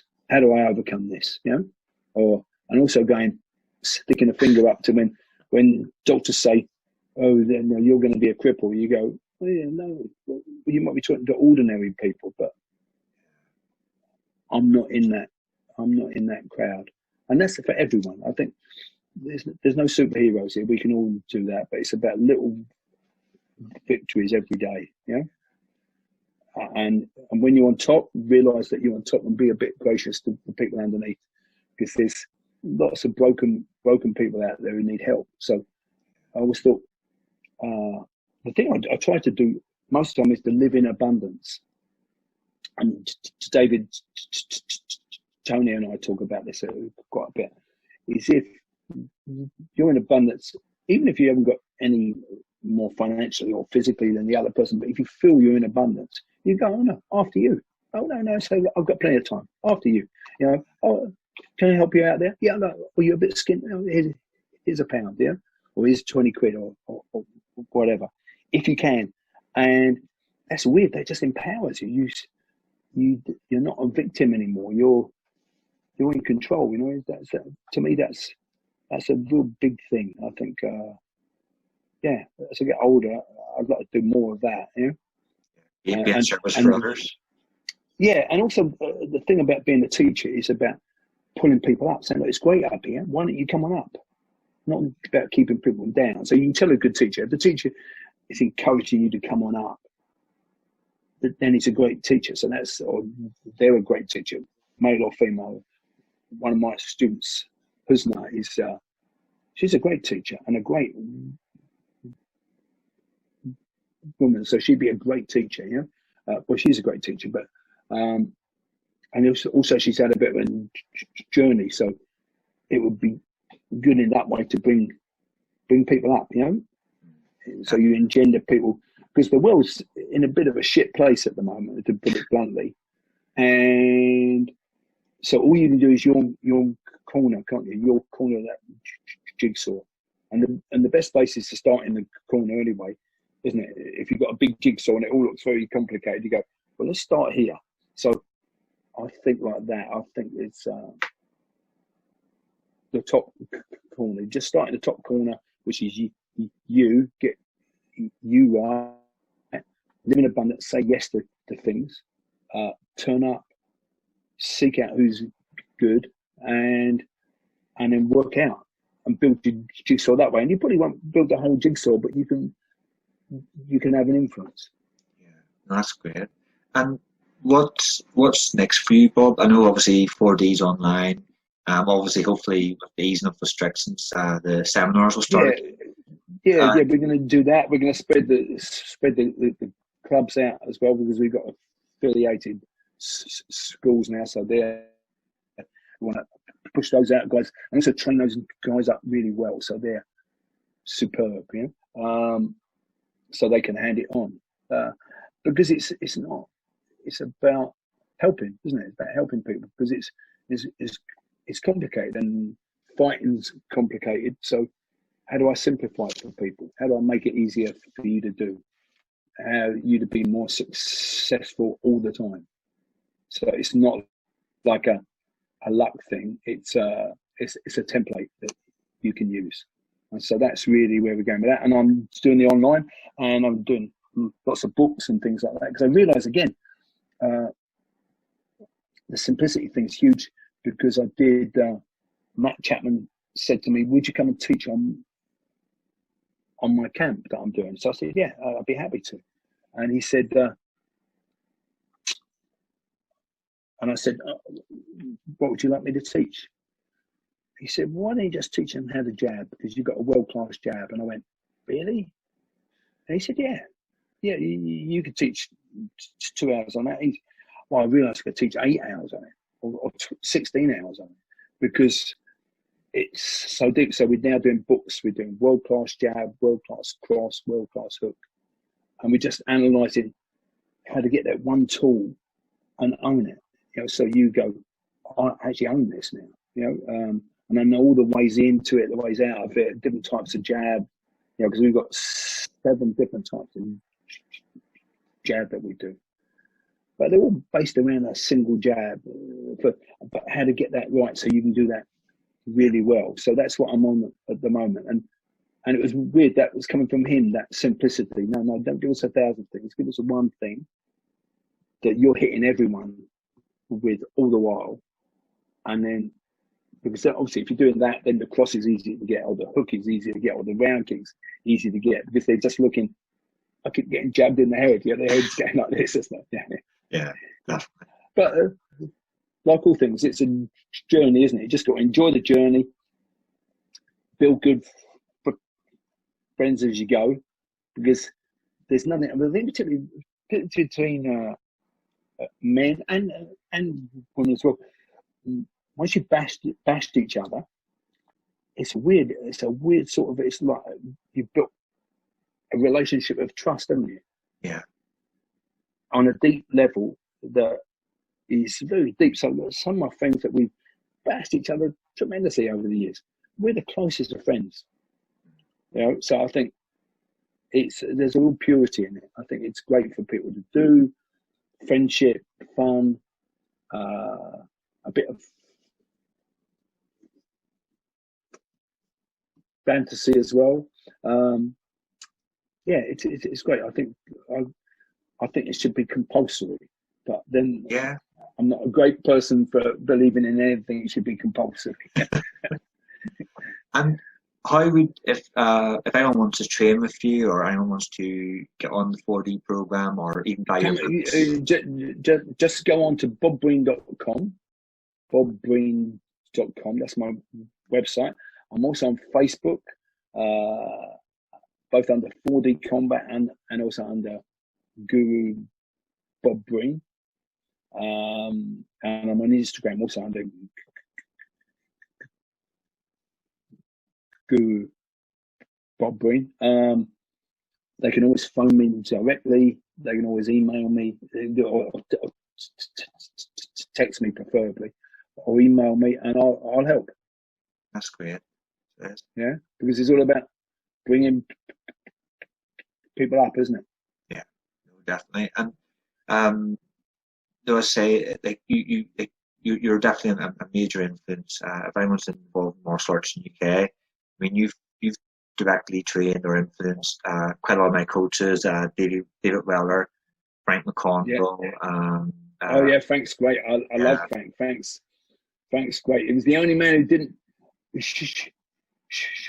should have been an academy black belt, but he went back to Belfast, so he didn't do it. But he was there. He was fantastic, and we're really good friends. We go way back. Yeah. Yeah. So you definitely a big influence, and as I say, just before we wrap up, there's one story I like, and I would like remind if you could recount it. It was, you were saying you were staying in a motel in Canada. Some guy was completely starkers, broke in or something. If you could. No. I was in my hotel room in Canada. We were in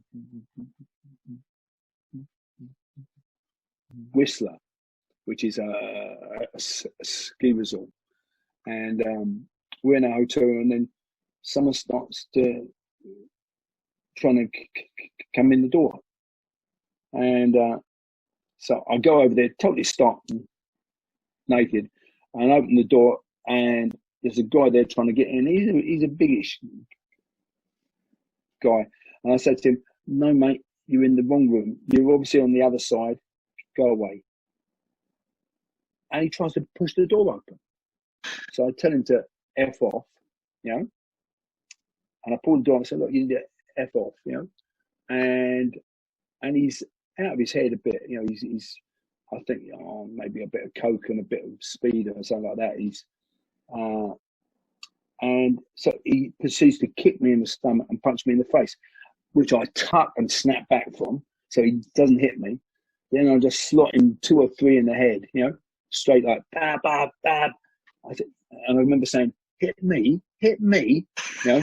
And so I smacked him and he went down. And it was like Halloween. He just got up again, like that. So I did him again. And by now I'm out in the hallway in the nude. He's got a parka on.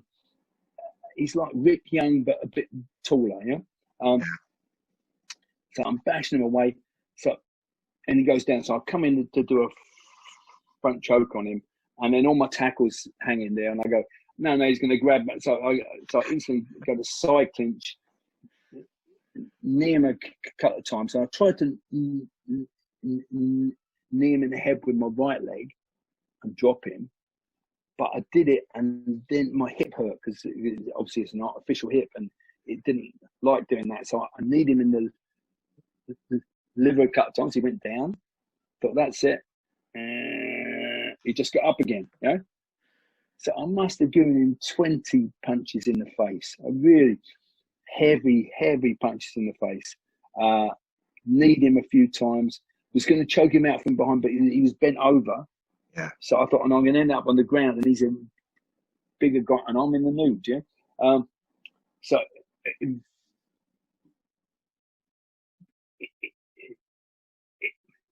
the end, my wife comes out and goes, "You go away. You go in the room." You know, and we both go, oh, "Okay." and then we call security, and they're out fighting with him in the hall all evening. He's trying to smash our door in. He's obviously off his head. They take him off to the police station, and then I don't see him for 2 or 3 days. But his friend comes up and apologizes. There were 2 Australians off their head, you know, and I didn't get to see him, but his face must have been like that because I had to go to the chiropractor the next day, and the chiropractor said, "Well, your ankles out, your knees out, your hips out, and your elbows out where you've been hitting something really hard. So you've gone like boom, and it's gone all through the drivetrain, yeah." So his face must have been a mess, yeah, because I hit him really hard, and I hit hard anyway. If you ask anyone, I hit really hard. So, yeah. So that was it. That was my new. Fortunately, it didn't have a camera in the. Well, unfortunately, also because it would look great, wouldn't it, on YouTube? Don't deal with me, you know. Yeah, that was a great story. I remember hearing that again. It was over in David Tony's place, and that story always stuck with me. So it did. So it's good to hear it again. I think the best story like that I've heard is my friend David was a legendary drinker, and he went to Tenerife or somewhere like that, and he jumped on the boat and he said to the captain, "Where's the scotch? I know you got scotch on board. Let's have a drink together." And David was very, very bullshitting up front. So anyway, ends up him and the captain drink and brought the scotch together. So they're going out shark fishing or shark baiting, to watch the sharks. So they feed all the sharks. Sharks come out of the boat. And then my friend David goes, "No, they're not sharks." So he gets a table knife and jumps in the water with him and goes, "Come on, you bastards." And he's in the middle of the Atlantic with a table knife. And the sharks are all going, "Oh my God, it's a lunatic." And the sharks have all gone. Yeah. So, yeah, used to hang around with crazy people a bit, yeah. No, that's great. Unfortunately, he's dead. The alcohol hit him. Right. So I don't drink, so I'm okay. When I know, obviously, just before we wrap up, when is the next seminar? When is your next seminar? Do you know? Is there a date set? Or I haven't any idea. Because of COVID, and because I'm of the age group, and also I've got my 85-year-old grandma. My 85-year-old mother-in-law. So we're trying to keep isolated for now, without being